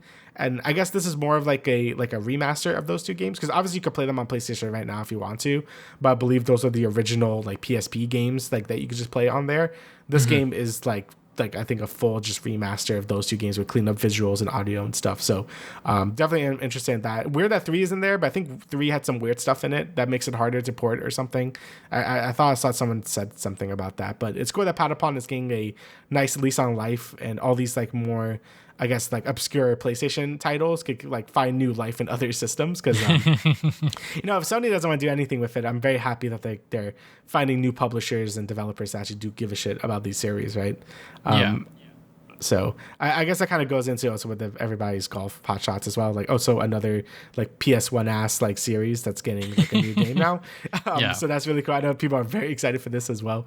So really cool to see these like PlayStation IPs get kind of brought into like other platforms. Because, you know, like I said, if Sony isn't going to do anything, might as well let other people do stuff with it, right? So yeah, and I guess to quickly touch on Metroid Prime 4 Beyond, you know, the rumors of it not showing up during the Switch 2 presentation, people are like, oh my God, what's going to happen? And it's like, oh, Nintendo Direct. Yeah, we'll just show it here, you know, real quick. It was a pretty good presentation. They even showed off a new suit for Samus, which was pretty dope. And also sort of the mechanics with like the psychic powers and everything like that. I think it's gonna be pretty cool. I mean, I haven't played and finished any of like the Metroid Prime games. I have one on the Switch, and you know, I hope that maybe we get 2 and 3 at some point. We'll see. But maybe they are saving that for the Switch 2 presentation. I'm hoping out, but we'll see. But yeah, Rhythm Heaven, Tomodachi Life, those are like the 2 big Nintendo winners, I would say. And it's sad that those are coming out next year, but I think it's understandable, sort of, you know, having that, those sort of be like the last, I guess, like Switch games, if you will. I'm sure that there's going to be some sort of Switch 2 enhancements for them, maybe, hopefully, we'll see. But yeah, overall, I think that this Switch or Nintendo Direct was pretty damn good. I guess the virtual game card sharing digital games, that was pretty cool. I don't think any of the major gaming console publishers have really even tried that, where you could try to share games digitally. And the way Nintendo's doing it, I think you have to be part of like the family plan or whatever with your Switch Online. So it makes sense. You can't just, you know, give like a random person like this digital copy of a game. But I like the way that they're doing it, where it's like they could borrow it, and then once it's done, it goes right back to your library. So that's pretty cool. And they're going to roll out more details, and it's going to roll out in late April. Yeah, it seems pretty interesting. Definitely something that, you know, a lot of people have multiple Switches, and obviously with the Switch 2 coming out, you know, maybe some person might just give off their Switch 1 to like a relative or something, and they could like, you know, sort of borrow their games or whatever. It seems like they're really preparing for the Switch 2, obviously. So it's kind of cool to have this like sort of system in place. I guess the other weird thing, before I talk about Pokemon, the other weird thing they announced was the stupid like Nintendo News app or whatever. I don't really see a lot of point to this besides like they might reveal exclusive information, which they already did. Yeah. But it's still like weird, like, because obviously I'm just gonna use like Twitter or Reddit to get my gaming news, like, or YouTube or whatever. So I guess for like people like us, it doesn't really matter. But maybe if you're a kid and they don't want your kid going on Twitter, which I honestly don't blame you for. Honestly, I feel like no one should be on Twitter. I think it's a nice safe alternative to like sort of like get that Nintendo news that maybe a kid really wants to know about, and I think is in a nice safe environment. Like I think that's something that a lot of kids don't have that anymore. They don't have like these safe spaces online like we used to. Like you don't have no fucking Neopets or whatever, right? So it's nice to have them have something like that's nice and curated to be like more just like, hey, this is just like the things you like or whatever. So I think it's pretty neat for that. But for someone like us, I'm like I don't really see any point in it unless they are breaking like actual news, which we'll talk about that in a second. Yeah, I mean. With the whole with the whole live action Zelda movie will now release on March 26, 2027. It's not necessarily like the most groundbreaking news, but it is nice for them to acknowledge it officially and also say that we are aiming for a early 2027 release date, which is 2 years from now, a little bit shy of 2 years from now, which we're gonna be like very close to our 30s at that point. Oh God. But I think the Nintendo Today app is definitely a neat idea. I just wonder how long they're gonna continue rolling out with it, because I think not just news. I think they also showed like little comic books that they're gonna have in there, like little comic strips. That's pretty cute. There's gonna be a couple of other things I'm sure Nintendo heads will get out of. But we're just gonna have to wait and see exactly how intuitive and sort of how much they could get out of this app kind of thing, right? Because I think as a social media platform, I don't think it'll work out, but I think as like information and maybe sharing new details about certain things, it could be pretty cool. But other than that, I don't really see it taking off as much as like any of their other, I guess, mobile game apps, if you will. Yeah, and I guess the last thing I'll talk about, I didn't even really talk about Metroid Prime 4. I know you did, but yeah, it looks really good. I have a sneaking suspicion that it still has no release date, because I think the release date is going to be the same date as the Switch 2, and I don't want to say it yet. That's my like copium. Okay. But we'll see. It could be just like not coming out till like November or some shit, right? Because there's a lot of rumors that Switch 2 is going to come out like June or July or some shit. So I don't know. But that's kind of my copium. Like I think Prime 4 is going to be a cross-gen, obviously a cross-gen game that's going to come out the same day as the Switch 2. So hopefully that's true, because Prime 4 does look good. Yeah, I know like some people were disappointed because like the presentation they did of it wasn't like groundbreaking. It's like, oh, Samus could fucking scan stuff. I'm like, yeah, she could do that in the other games. But its psychic powers do look neat. And I kind of just trust Nintendo with these first-party games, because I feel like that's how a lot of people felt about Tears of the Kingdom, where all it showed was Link falling for like 5 trailers in a row. It's like, okay, good. What else is the game about, right? And once you actually did play Tears of the Kingdom, that game, they just didn't want to spoil anything, right? So I do appreciate them like kind of not showing a ton, because it's just like they want you to experience these games for yourself. So I have full faith in Metro Prime 4. It looks great graphically, and I'm very excited to play it. And I guess the last thing is fucking Pokemon, because, I got to talk about Pokemon. It looks good, though. This is, I don't think, like, usually they don't get trailers for Pokemon. Usually Game Freak does it themselves. So I was actually kind of shocked they had such a big presentation on Pokemon for this. I actually need to rewatch it, because it was, like, kind of a lot. But sort of the main thing they're kind of fixing from Legends Arceus is having more trainer battles. In Legends Arceus, it was way more about capturing the Pokemon, exploring the different areas and stuff. That was basically the main gameplay loop. And there were still trainer battles and stuff, but it wasn't like the main focus, right? For this game, it looks like the main focus is trainer battles this time. Probably why it takes place in like a city this time. Like there's not as much wild areas to like go to. Like you have the little like spots in the city that you can capture wild Pokemon, but the whole game, and now why the title makes sense, is called ZA, is because you're going from rank Z in this like big tournament all the way up to rank A. So that now the title makes fucking sense now. So you go through all these fights and stuff in like this tournament arc or whatever. So it seems pretty interesting. Mostly because they have this new combat system, so the combat might feel a bit more fresh, so it might be fun to actually do combat. I mean, I always like combat in Pokemon, but it has a different spin to it. So it definitely seems like they are taking heed from what people were talking about with Legends Arceus, with not having a ton of fights in it, and they want to like rectify that with this game. So yeah, Legends Arceus, Legends ZA still looks like a ton of fun. Graphically, I know people are still gonna have gripes with it. I do like the Pokemon have more like animations now. Like they seem to be like, whenever they're in their environment, they're doing more unique animations and stuff, and I think that adds a lot to them.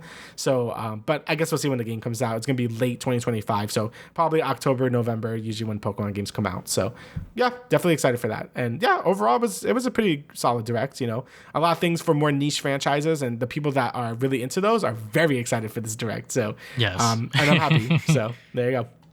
Okay. Let's talk about the last bit we got here for the show, which is Daredevil Born Again. We got episodes 4, 5, and 6 to discuss.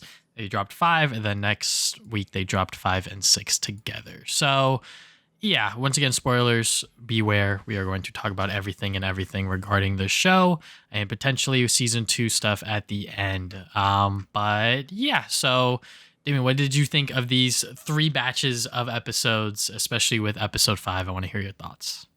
So I honestly forgot about episode 4 a bit. Besides the Punisher stuff, I was like reading your notes. I'm like, oh yeah.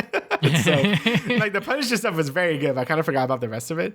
Episode 5, I know, because I remember you saying it was gonna be like a filler episode, and it does feel very jarring when you're watching it because has like nothing to do with anything. Like they have the loose plot thread where it's like the guy with the diamond, like I think that was the dude, how Fisk was gonna pay off the guy or whatever or something. I think that was the loose plot thread that was connecting everything together, but it's very separate from everything else. It almost felt like a pilot, like what they would do for a pilot to show off like what Daredevil is or whatever. But I still like liked it. Like I still thought it was like a fun episode. And I think that's something that a lot of superhero things kind of neglect, is when they're just kind of doing superhero stuff. Like, oh, like, yeah, he's like obviously gonna save these people in the bank because that's what heroes do, or whatever the fuck. And I think it displays that really well. Obviously, we got some fun cameos with Miss Marvel's dad is here, and they have like a nice little team up moment. We see Matt do like sort of his nice dual thing where he acts like a blind guy, but he's still like he's still really tough, and then he does all his fight stuff, and the fights in this were really good as well. And yeah, it was just a fun little episode. Again, it does feel very much like a remnant of the old series of like, maybe it was supposed to be more episodic, or maybe it was supposed to connect to other plot points within that old series. And it's kind of like my main complaint with the show overall, where it does feel very duct taped together at the moment. But I still feel like every episode like has been a lot of fun, this episode included. I could see why people are mad at it, because it basically has nothing to do with anything, and it's just like kind of there.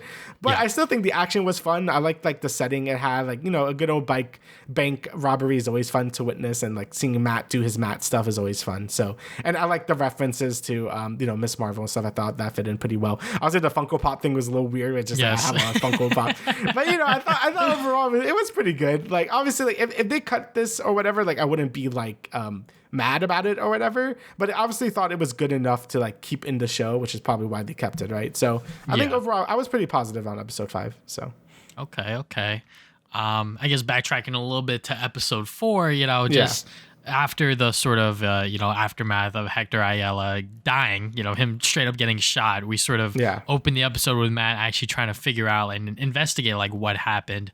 And he is sliding back into his vigilante tendencies, and I love that. I love that the show is slowly building up to the moment within episode 6 where he finally suits up, because it's like Angela's gonna fucking die. Like when he calls the cops and he's like, "Fuck it, let me just go." Like I love that he said first up, "Fuck it," and also that he suited up and went out to go and do that. But yeah, we get introduced to Angela Ayala, who is a very, very good actress. I think even during there was a interview with Brandon Davis. He talked with every single director, and with this episode in particular, he was like, yeah, Charlie Cox was like, I'm a little intimidated myself, like when she would act, because she would turn it on and off, like sort of going into that emotional state about Hector dying and everything like that. So yeah, I really do like this introduction that we have of her, because she is potentially going to be the next White Tiger. I mean, you could already see it where she's very much headstrong and she wants to do the right thing. Maybe she's a little young for that right now, but I think that she has a very good head on her shoulders, and Matt is sort of trying to allow the system to work, and obviously that shit is not working out. So like I like how how like sort of like boils over like this whole thing where it's like, you know, both Fisk and Matt this whole series have been really keeping it together, and I do think it probably could have been done a bit like sooner, but like, you know, I do like the build up to it where like they both really try to keep with the system, and you can see so many times where like Matt and Fisk are like about to fucking break and like but to like keep their cool at the end. They're just like, okay, I'm gonna keep my cool, whatever. So seeing Matt finally say fuck it and like become Daredevil was sick. You know, like, I know some people were sad it wasn't no suit up sequence or whatever, but it was still really good. You know, for you know, White Tiger and stuff, like I feel like, yeah, she is a bit young to be White Tiger at the moment. It seems like like I don't know if they want to keep it a long-term thing or like just don't want to deal with it right now, but obviously they're setting her up to be White Tiger. But you know, usually with these other Marvel stuff, they have a character or like the character's like maybe an older teen or something, so you know you could see them fight. But for her, she's a lot more younger, so I don't know, like they're obviously setting up for her to be White Tiger, but like maybe they're like playing the long game for that one. So yeah, but it was really good though. So yeah. And also just seeing, like you said, with the whole both of them trying to fight with their true selves, as I like to put it, you know, like they both have these violent tendencies and they're both trying to become better people for one reason or another, whether it's because Matt wants to honor Foggy or whether it's because Fisk wants to sort of become this mayor and sort of become this, I guess, like quote unquote good person for New York City because I love this city or whatever. And obviously that shit is not working out for them. I guess I want to talk about the Leroy Bradford sort of thing because I think a lot of people were sort of taken aback by that. I was even taken aback by it. The first scene that we had with him, he was like, "This is a blind dude. Holy shit!" And I'm like, "Oh my god, you know, this guy's being a fucking jackass." But the second time he talks to Matt and really opens up to him, being like, "I've been tossed around by the system my whole goddamn life, and you know they would rather spend more money to put me in here rather than to spend money to feed him." And I'm like, "Shit," you know, like. That fucking makes sense. And like, he's not wrong. Like they are spending way more money just arresting him, processing him, all of this other stuff. And, you know, when he just wanted some good ass, you know, fucking cereal or whatever, you know, and obviously maybe he shouldn't have stole it, but you know, there's things within the system that probably could have helped him more, but he's just not being helped in that fashion. Yeah. I mean, that's just kind of like how it is, right? Like, you know, a lot of people get like locked up for really petty stuff that like doesn't even fucking matter, like, and you know it kind of goes more into like how the system like doesn't work a lot of the time, you know, especially for like minorities and stuff, like everything just gets kind of fucky and stuff. So I think, you know, that's not very controversial to say at this point. I mean, come on. So and you know, with Matt, like he's really trying his hardest to like do things by the books or whatever. But you know, again, you just start to see how it's like started breaking him down and stuff. Like, obviously, he is a really good lawyer and like he does do a lot of good stuff. But you know, there's a lot of forces outside of his control that makes it hard to do it because you know he can't really reshape the system. Like he just got to like play by the rules or whatever, right? And so I think this character did a good job, sort of like illustrating that you know the system is broken and obviously like you need it to you know put certain people away or whatever, but it can also be abused very very easily, and you see that with both Matt and Fisk too, with like him try to do his political stuff, but you know it gets undercut by like the criminal world because you know obviously they're gonna have more power than he does because they could do things illegally. So yeah. And obviously when Matt tries to talk to the sort of district attorney, I think, or whatever, the sort of other lawyer, Sophia, you know, this guy's a fucking man whore. I love that. Yeah. I love the sort of humor within this episode especially, you know, and then we get to Fisk where he has to sit there and listen to these kids fucking sing a very, very bad. Yeah, we got like the best gif ever from that too. Like the fucking clapping gif. With it's him so clapping, good. with him sitting up and clapping. Yeah, you know, I just love the way that this episode portrays the humor and sort of puts our characters in very uncomfortable situations or situations we haven't seen them in, like fucking Matt doing this lawyer stuff with, you know, Leroy and sort of him being berated the whole time and being like, I want fucking parole, you know, and he's like, I got you 10 days. That's the best I can do kind of thing.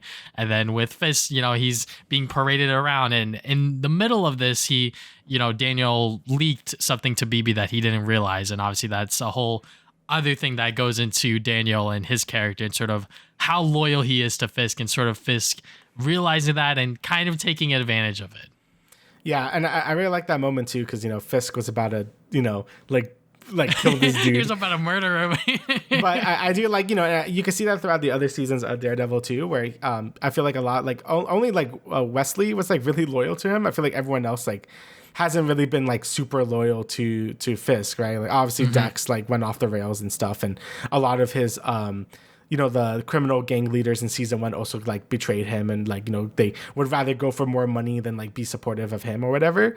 So, finding that loyalty is a very rare thing for him to find. So, and I think, this dude's obviously like jerking him off this whole time, right? So I think like, he really respects that loyalty, and he hasn't really seen that since Wesley from, season 1. So I think that was a nice way to tie that into each other, and how Fisk really, really values that. Obviously it's very standard mob boss stuff, but it's something that's hard to come by. He's not wrong with that. And I also love that he is suppressing, again, his murderous tendencies, because he is in like an official like political place, and he could like actually go to jail for that. So I do like him suppressing that sort of rage in him as well. Again, same thing with Matt in this episode, where he wants to do more, but he obviously can't, because he's like I'm a lawyer, I can't just like do whatever or what.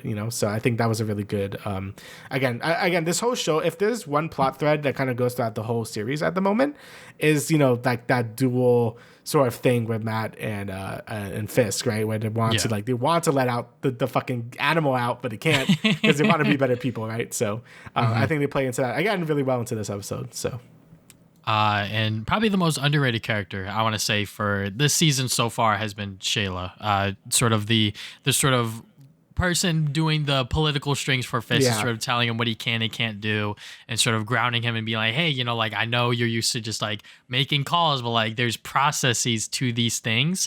And having her just like stand there and watch Daniel stroke fucking Fisk's dick, and Fisk like, sort of like calming himself down. He's like, if you ever do that again, that will be the last thing you ever do. And like Daniel's like, okay, sir. And then she's like, he's gonna fucking die, like, if he fucks up again. I just love the way that she portrays her character in the background and sort of goes about everything. Obviously she knows who she's working for, like she knows the rumors, she knows everything about Fisk, but she's still doing her job because that's what she was hired to do. So, I just want to say shout out to her, because I think that she's been a very standout role so far this season. She's been like a good straight man to like the to all the craziness going on, and like Fisk, like, or she knows how this political world works, and she's trying to get Fisk to like sort of like obey by those rules. And obviously he knows that, but he also has his other dealings too, where he knows he could just do it the other way. That's way easier. But he still has to play it by the book, which is why he's doing all these like, he's going seeing the children sing and all this shit, because it has to make him look good, right? So I do appreciate that she's there to really keep him straight in terms of that. But obviously that's probably going to fall apart at some point. So yeah. And then obviously Frank Castle's return. This was teased and obviously shown within the episode thumbnail that he is in the episode. So obviously this was probably the biggest interaction that I think fans were looking forward to, and they fucking nailed it. They nailed it to a T, and I'm glad Bernthal really fought to make sure that when he is in this show, when he is interacting with Matt Murdock, with Daredevil, that it makes sense. And the scene, the way it's played out, holy fuck, man. Name dropping Foggy, sort of talking about Bullseye and everything like that. I was like, okay, yeah. The most honest thing Matt did was fucking hit frame, because that is his true nature.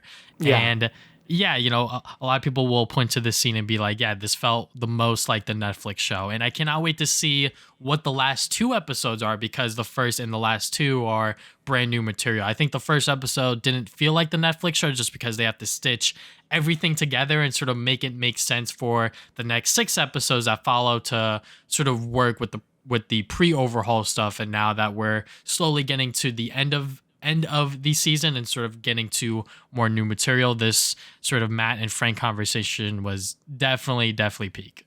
Yep. Like, I think every conversation these two have is very good. Like obviously the rooftop scene in season 2 of Daredevil, when they're both talking and Matt's all chained up and shit, and then the final conversation they had when they're like in the sort of in the graveyard. I think they were both talking at the before he got arrested or whatever. Like those 2 scenes were very good with those 2, just because of like how different their ideologies are and how to handle stuff. Obviously, with like Frank being very straightforward how to deal with stuff, and Matt having the more complex dilemmas in his head and stuff. And I think this whole conversation also fits very well into like those 2 Netflix conversations. Like I think, like you said, they really nailed it. And this was like also another thing. That's why it gives me a lot more hope for this show, because even though I do feel like the show does feel very, again, like I said, stitched together a lot of the time. Yeah, I do feel like whenever the new stuff does show up, it's like extremely good, right? Like I think they really nail like what they're aiming for, and it makes me very excited for the last 2 episodes of this season, and then season 2 as well. because this conversation was really good, and him like, punching the shit out of Frank and just being like, yeah, like, that's the most honest thing you did. And then Matt said, oh, I'm sorry, dude, like, like, he's acting like a pussy about it. I was just like, I apologize. Bro, like, I was like, this motherfucker, man, because I've been doing like reactions to every single episode, and I uploaded that clip, and I was laughing the whole fucking time because it's so funny seeing Matt holding back, him not being himself in front of Frank, and Frank's trying to pull that shit out of him. He's fucking poking the bear. He's like, hey man, you and your bullshit. What about that friend of yours? How did you save him? Yada yada yada. Like, it is just so funny seeing him not be himself, and that's why I was laughing so much, because someone commented and said, why are you laughing so much, bro? I was like, look, it's fucking hilarious seeing Matt just like not be him, right? Like him trying to live this honest life, if you will. But obviously that's just not him. That's just not in him to do that. And obviously we'll see that within episode 6 when he finally says, fuck it, whatever. I'll just do what I gotta do. Yeah, like I think this conversation was really good, and really is further pushing him, obviously, to be just Daredevil at this point. Again, it's only so much you could do in the system, and I think like Frank really puts that into him, and bringing up Foggy and stuff was like really good. And honestly, I'm starting to buy the copium, or not, the hopium that Foggy's fucking alive at this point, because like they keep obviously they should keep bringing him up. Like that's the thing they should keep doing, because that's such a big thing that happened, right? Like Matt wouldn't just get over that, like just like that, right? And I think this, like the new scenes they add with like the whole Foggy stuff, like I think it really shows like how much it really affects Matt. And I saw some people complaining once we actually do talk about episode 6, like, oh, like him being into Daredevil is like kind of like going against his wishes and stuff. But like, I mean, I don't know if I think that way either. Like, that's just who he is, right? And he probably would tell Foggy the same way. Like he did try to be an honest life, but like at the end of the day, that really is just who he is. And I do feel like Foggy would just been like, yeah, I know. Like, I think that's probably how that would have gone. That was their whole freaking conflict within season 2, right? Like that was their whole thing where like, that was like a full season of like Foggy knowing that Matt is Daredevil. And that's why in that one episode within season 1 where Foggy found out, he's like, why didn't you tell me? Like, why didn't you sort of bring this up to me? And, because he cares about him, obviously. And, I think within the later notes, I talk about it where it's like, I don't think it's necessarily going against Foggy's wishes. I think more so the reason why Matt hung it up is not just because of Foggy's wishes or sort of him trying to live the way that Foggy would want, which is like go through the system kind of thing, but also the fact that he tried to kill Bullseye. Like he gave into that temptation of like killing someone. And even though he was unsuccessful, that's still a sin. And that is something that he just cannot put together with himself and be like, I cannot wear this suit again because I tried to fucking kill a man. So, and just seeing him battle with that with Frank here was just amazing. And obviously with the whole, him finding out that the bullet casing has the skull on it, I was like, shit, that goes hard. But also developing this story with Frank Castle and the Punisher with the skull, him calling them a bunch of bullshit fanboys. I love that. I love that he is just like, sort of against what they're doing as the police and as the cops. And I'm sure we're going to see more of that, and maybe it trickles into season 2. I don't know, but I cannot wait to see where it ends up by the end of the season. Yeah, I'm very excited to see more of Frank at some point in the series. I don't know if it's going to be like more in this season or next season or whatever, but they're clearly setting up for him to like show up more, just because like those corrupted cops are going to be more of a thing in the later episodes, I'm guessing. So, I would love to see him put them in their place, right? So that'd be really nice to see. And then I guess I'll quickly talk about episode 5 just so we could get to 6. But episode 5, it is the filler episode. It is very much a self-contained episode, and that's how it was designed. Even before the sort of pre-overhaul stuff, that's how they wanted this episode to be. This to sort of be like a one-shot comic, kind of thing. And I think that that's fine. I think this episode, even when I was watching it, by the end of it, I was like, that was a really good episode. Even though afterwards I was like, oh yeah, it doesn't really connect to anything. It doesn't really have the sort of overarching stuff. Fisk isn't in there, Muse isn't in there. It's all about Matt trying to get this bank loan and then going back and trying to save these people, and him flipping that switch between innocent blind man and then doing the sort of vigilante violence stuff. That's also showing him being more comfortable with being Daredevil, with him being that sort of vigilante character. So, there is a little bit of character development there if you want to go with that. But also him being the fucking blind guy was so funny, because he's just like, he's selling it so hard. He's like, hey man, like what's going on here? Yeah, what's going on? I don't know. And then like, and then when he gets hit, he's like, oh my God. I was like, bro, you're selling it so hard. And I love it. I love sort of Charlie Cox's performance within this episode, especially because he also puts on a fucking Irish accent while having the American accent on top of it. I'm like, this guy's fucking insane. And also him saying the good old classic line, I'm a really good lawyer. Yeah, I was really good lawyer. Waiting for that scene, but yeah, I think having Yusuf Khan as sort of like the sort of special guest within this episode to sort of connect to the other MCU stuff is pretty cool. And also just having this episode sort of be like I said, a one-shot comic, sort of be like its own self-contained thing. I think it's fine. Yeah, I basically feel the same way. Like it was a fun episode. Like I was like really entertained by it the whole way through. But again, It has really nothing to do with anything. Like it's very much like just there, and it feels very jarring. Because I was watching the whole episode, I was kind of waiting for like cuts to Fisk or something, and I'm like, oh yeah, it's just this, right? Like that's just what the episode's about. And yeah, I mean, for what it is, it's fun. But I saw a lot of people complaining about it. But it's probably why they released 2 episodes in the same week. Yes, 100%. Because if they released just this, people would have been pissed. It would have been like, the show's over, it's donezo. By then, we got peak. But also the action sequences within episode 5, the sort of 2 notable ones with him fighting that guy on the stairway, and obviously him at the end fucking cracking that guy's goddamn legs at the end. I was waiting for that scene. I was waiting for it, and we got it. So.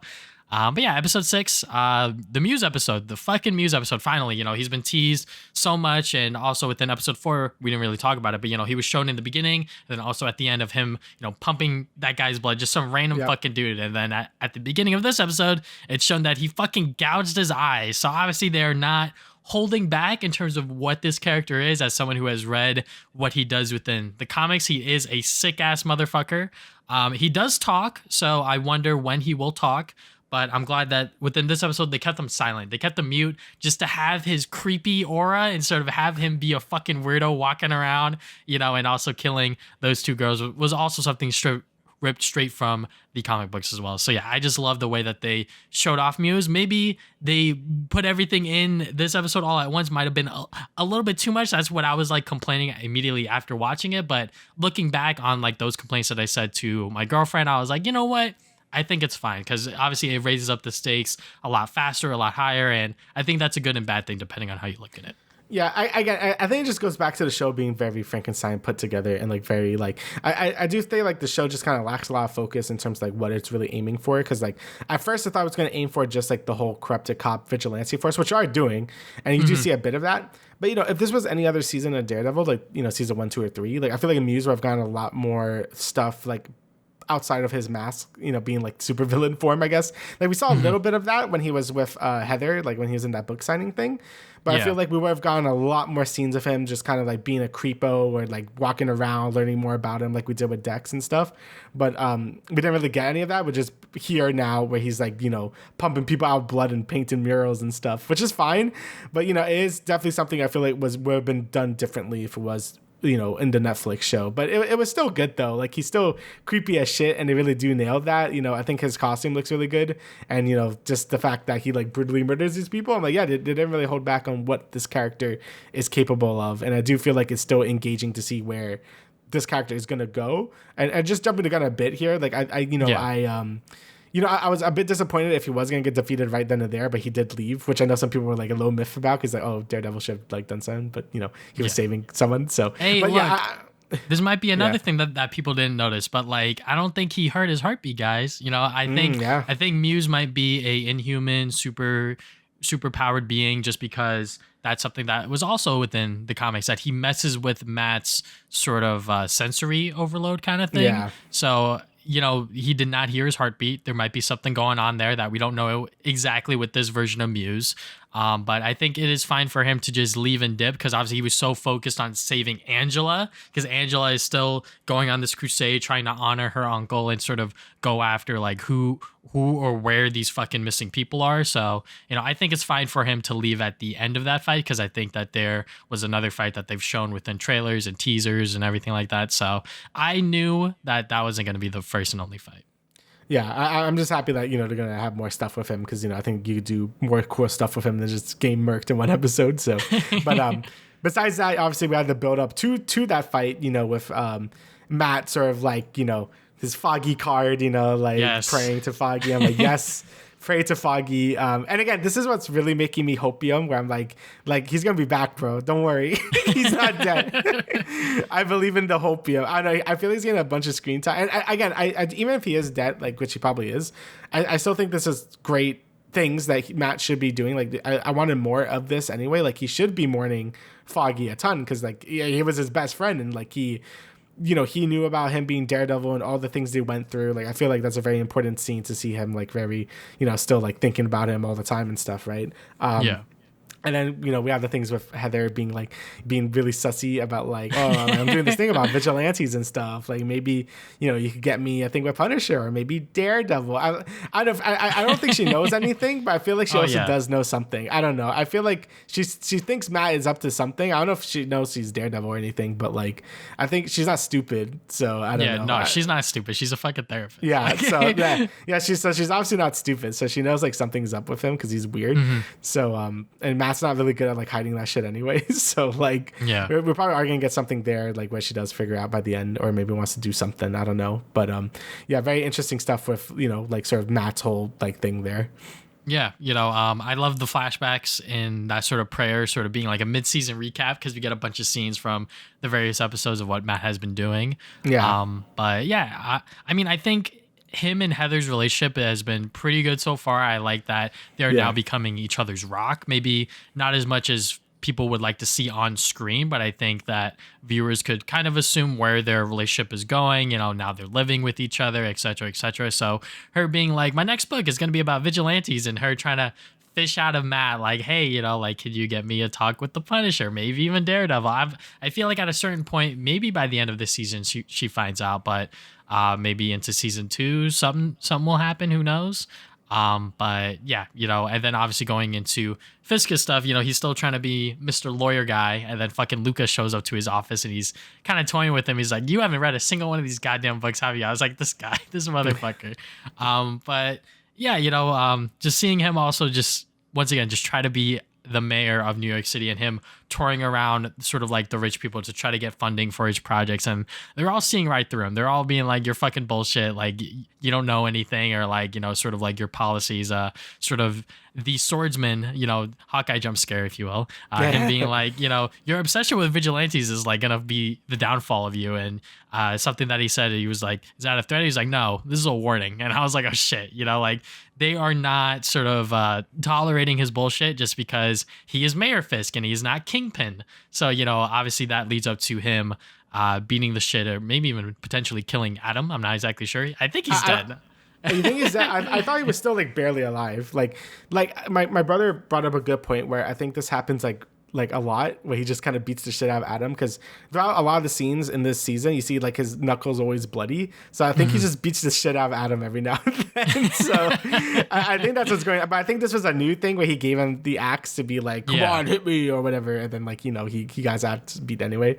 So I feel like it was like, I don't know. I feel like he's done this like multiple times to Adam, because my man ain't doing so hot. So yeah.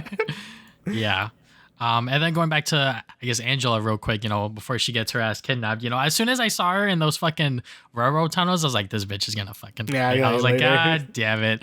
But like I said, I really do like her sort of fishing out what's going on, where Hector left off, and also her going to Matt and, calling him out on his bullshit with him being like, just let the cops handle it, let the system do the thing. And she's like, really? Like the cops killed my uncle. Like she knows that. She knows that something went up with that whole situation. And, her just digging in deeper, just digging in Matt deeper, being like, hey man, you gotta fucking do something about this.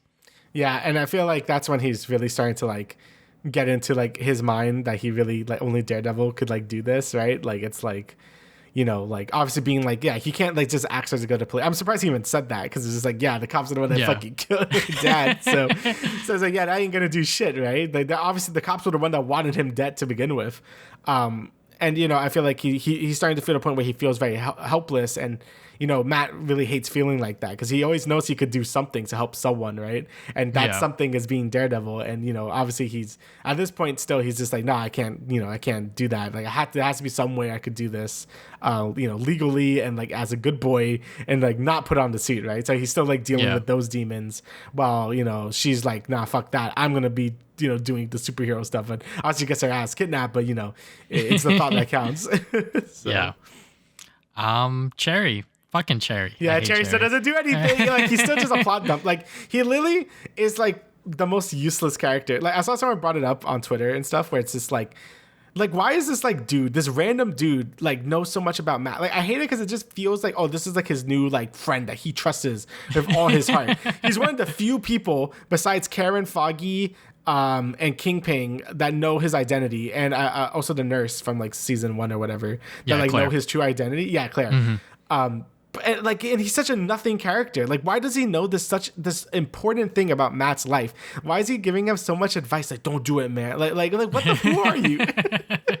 Yeah. So. As soon as Cherry showed up with the mess, I was like, all right, here we go, another plot expert. And guess what? He was like, yeah, like there's this new guy named Muse. He's killing people. He's using their blood to paint. Don't go after him, Matt. I'm telling you to stay out of it. I'm like, all right, I guess he wanted Matt to hear it from him, otherwise, or sort of not hear it from someone else, right? Like, he wanted to be the person to break the news to him. But at the same time, I'm like, I don't know, man. Like, for the point of the show, for him to be the one to tell Matt about it, I was like, okay, sure, that makes sense. But there's other ways for Matt to hear about it as well. Maybe he walks by, like, a couple cops, and maybe they're fucking talking about it because they're goddamn loudmouths or whatever, Like, I think that there's other ways to expose plot in the way that they're doing it, but they're just like, we'll just give it a Cherry. He has like all of these connections that we've just given him because he's a retired police officer and everything like that. So, I've been on the Cherry hating train ever since like episode 3, because I've realized that like this guy really doesn't do a whole lot. Yeah, it just has like no emotional weight to it. When Foggy's telling him that, you know why. He's his friend. We had so many episodes with him. Like, there's a deep connection there. They have a good back and forth too, like with Matt arguing and Foggy arguing. Like, it feels like a real conversation like friends would have about something like this, right? With Cherry, it's just some dude, like it's just some like nothing burger of a character, and I still feel that way about like a lot of like Matt's inner circle of like friends, like Fisk like stuff Kirsten is fine. or Like they haven't. But Heather's fine. Like, I think Heather's been like doing a lot better. Like she's actually been developing as a character. I do think she needs a bit more time by herself to really like figure out what she's doing, but like not Karen and not Foggy ain't doing it for me. Like they just lack so much of the charm that those two had. And it just comes off as like they felt like they were obligated to do that scene because like they someone had to say it to him. So someone had to say it to him for him to put the pieces together of what Angela said within the office of being like, I heard that he's by like the railroad tracks and all this other stuff. Anyways, the Anti-Vigilante Task Force, I was honestly kind of surprised that they are being introduced here. I thought it was going to be something that I was going to go into later in the season, but I guess they're introducing it now. But Fisk's speech, oh my God, that was like pretty good. Like that felt like something that was from like the Netflix show a little bit, but also that was just Fisk, instead of being the mayor, he was actually being, I guess, like maybe Kingpin in a sense, because he's like giving like these officers like more power and more freedom to do what he thinks is right for the city, right? And obviously Powell's there, but Cole North is a very prominent character within Chip Zdarsky's Daredevil run. So for him to make his live action MCU debut here was pretty interesting. I was definitely a bit miffed by the way that they're introducing him in terms of like his backstory. So I had to look it up on a wiki because I forgot. Because I didn't, because the way that the show does it is like he encouraged the guy to tell the truth about an oxy deal he had with a 11-year-old. So I'm assuming he like beat the shit out of him or maybe even potentially killed him. But within the comics, it was like he accidentally shot a 16-year-old boy after he thought he was reaching for a weapon. Instead, it was just his phone. And I think that was a lot more like human in a sense, instead of him just being like, yeah, I fucking beat the shit out of this guy who was dealing drugs. I was like, all right, like, I don't know, like it kind of makes sense, but also at the same time, it makes for in the comics when like he does like have like that redemption arc where he's a lot more sort of leaning towards vigilantes and sort of him being like, yeah, like Daredevil's fine kind of thing. It makes more sense. So I wonder if they're gonna take that angle within the show, because otherwise, why name him Cole North? Yeah, I saw some people complaining about that, where it seems a lot less like sympathetic to like for him to like do that, because it seems like a lot more intentional rather than like, you know, like more like just an honest mistake or whatever. Obviously still a really bad mistake, but like something that you could like kind of get like, okay, I understand, like it was like a mistake. This one seems a lot more like, oh, he's just kind of like a dickhead, right? So I feel like they do want to have like this redemption thing or like whatever, like he's actually like a good guy, is going to come off as a bit harder to sell just because of what he said here, right? So I can see how that could be like make some people miffed if people read the comics, right? Yeah, definitely. Because I'm like, hey, you know, like I'm excited to see him, but like the way that they're doing it right now, not exactly doing it for me. But I will hold my breath and wait until, you know, by the end of season 2 to exactly see where that character goes. Because, you know, I think the set photo of him wearing like the fucking Punisher skull, everyone was like, yo, what the fuck's going on here? You know, kind of thing. But, you know, like I said, we'll just have to wait and see. But yes, the final sort of bit of this episode, Daredevil versus Muse, and obviously Fisk versus Adam, if you even want to call that a fight. But them cutting back and forth between both of those fights to show that they are both giving into their, like I said, their true selves and sort of who they truly are was great. I fucking loved it. Really bringing it home, this idea for this season where like they are both having two sides of themselves that they're trying to fight with each other, and you know they're just saying fuck it now, and they're just giving into it. And seeing Matt put that suit back on and sort of swing around, and his entrance into that Muse fight where like Muse is like looking off into the distance, and then we see that silhouette. I was like, let's fucking go. Yeah. And then the theme comes in and everything, the fucking choreography, everything, man. That fight is so fucking good. I've watched it multiple times at this point. Yeah, it's really good to see him back in the suit and like doing like the fights, right? Like, you know, it's been a long time coming with this series, but like we finally got to that point where he's finally put on the suit and he's beating the shit out of some dude, and it feels great, right? And it was a great fight, as you said. You know, I do like the cuts back to like the, you know, Fisk like beating the shit out of Adam, because, you know, like you said, it really brings in home like them, like this is who they are, like this is the only way to solve their issues is through violence, and like through like this is the only way they know how to do it, right? Like Matt and Fisk both tried to do the system and do things by the books, but at the end of the day, if you want to get rid of someone, you just gotta do this shit. Like that's the biggest way to do it. And yeah, the fight was great. Like I thought Muse was like a great opponent. Like he took some fucking hits, so like I wouldn't be surprised if he is super powered in some way, because like my man was like kind of like kicking butt a little bit, so I'm like, all right man. So he's got some hands. I was also kind of surprised by the way that he was fighting. I was like, oh shit, like he's actually like putting up like a pretty decent fight, and he's also taking the hits, right? So you know, and another moment that people are really, you know, sort of going back to is when Matt is just taking his kicks. He's just fucking aura farming, just walking at him, taking the hits. I was like, he's been waiting for a fight like this for like over a year.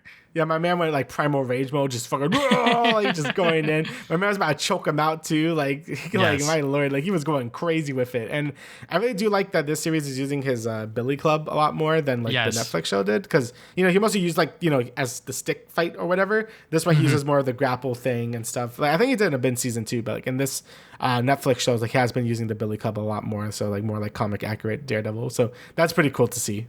Yeah, and also this fight is sort of like a parallel to when Foggy, you know, you know, is sort of like the heartbeat and him being able to save Angela at the end. I was, you know, the parallels within that sense is just so freaking good, because, you know, he could have killed Muse if he wanted to, you know, to like choke him out or whatever, but he was like, you know what, this is enough, let me go and save her. And obviously Muse got away because of it, but he saved Angela, and he knows, you know, sort of that family and how much they've been going through. You know, it's been a rough couple of weeks for them. So for him to, you know, sort of be like, okay, you know, like when sort of what's her name calls, like, you know, like I don't know where she went, and you know he calls the cops and everything like that. I'm like, okay, man, like come on, man, just fucking put the suit on. So you know, I just love that. You know, now that we've come full circle, I'm very curious to see how episode 7 is gonna go, because I'm sure that we're gonna get another Muse Daredevil interaction.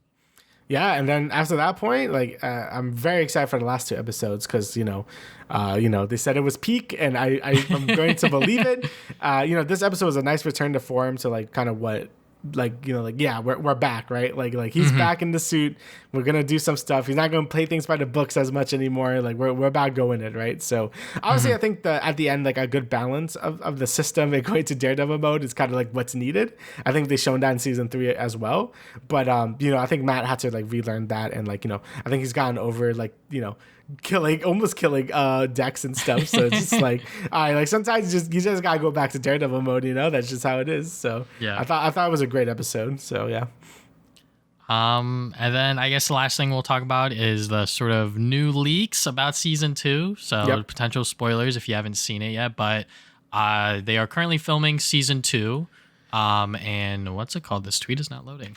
But the new suit for Charlie Cox's Daredevil has been released onto the internet, and it is a black suit. It looks like Twitter's just fucking down. So yes, it is a black suit. But it is a sort of I think it's like spray painted black over his OG red suit, and then it's also the double D's. That's something that people have been waiting for. People have been waiting for that for years, for them to add that to this version of Daredevil, and for them to do it now, I think it is very appropriate, because I think within season 2, Matt's going to be on the run, and there's going to be potentially other plot threads as to why he's running around being Daredevil, but also wearing a black suit to sort of hide himself in the shadows more. But yeah, I just love the freaking suit design. It is, like I said, mostly black with a couple of hints of red. I think the eyes are red. The symbol is red, everything like that. So yeah, and I think Charlie Cox even said it himself that like this is like some of his favorite stuff that he's done for Daredevil, just reading the sort of scripts that they had at the time. And I was like, oh shit, like it's gonna be pretty fucking good. So, and they are not pigeonholed by the overhaul footage and everything like that, sort of like the pre-overhaul stuff. So yeah, I love the new suit design. It looks fantastic. I always love it when they spray paint their own suit. Like I loved Miles' suit in the first Spider-Verse when it was just spray, like, he just made it his own. Like, it looks fucking sick. Mm-hmm. And this also has that same kind of vibe to it. And, he got his symbol. People have been asking for the 2Ds forever, and he finally has it. So, honestly, I don't know, like, why he put it. Maybe he wants to be more of a symbol this time, because I feel like in the all of the Netflix shows, he was kind of just, like, doing it because he wanted to. Like, he wanted to help people, but he didn't really want recognition or whatever. And he probably still doesn't. But I think he wants Daredevil to be more of a symbol now, to be like, hey, like, I got you, like, just call me Daredevil or whatever. So, I feel like in the Netflix show, they really kind of downplayed him, like, doing that. But I think now, like, he wants to be, like, that symbol of, like, New York or Hell's Kitchen or whatever, right? So I think, that's just speculation, but either way, the suit looks great. A lot of the, like, the poses he's doing, like, my man's just, oh my god, bro, he's aura farming. He's still aura farming. Yeah, he's going in there. It looks sick. So very excited for season 2 of Born Again. Like, I will say, like, I think it's fine if you feel a bit, not, like, I guess disappointed or a bit underwhelmed from this first season. Yeah. And I do think that is because of, like, all of the reshoots and the rewrites and having to stitch everything back together. But I do feel like whenever there is new footage, I think this new team has been nailing it almost every time. And I am, like, very excited to see these last 2 episodes, because that's going to be entirely, like, new stuff. And I'm very excited to also see, like, just season 2 at this point, because I think they have a lot of good stuff here. They just have to make it more cohesive, and I think it's going to be just as good as the Netflix stuff. So yeah, still really enjoying the show though, and I'm really excited for the next few episodes. Yeah, I mean, I guess one last thing, just to talk about the negatives, like you've been doing. I definitely do have a problem with the show, especially with the fucking ADR, because every time I watch, I do have headphones on. So when I'm watching, and, like, for example, during the Punisher scene, there's ADR when he says the bullshit fanboys, and also when he talks about Bullseye going to the Chow Hall. That's ADR, and it's very noticeable, and it's happened a couple of times within the season. I think episode 1, when Foggy says cheers to Kirsten, that's also ADR. So it's just been very noticeable when, like, things get stitched in together.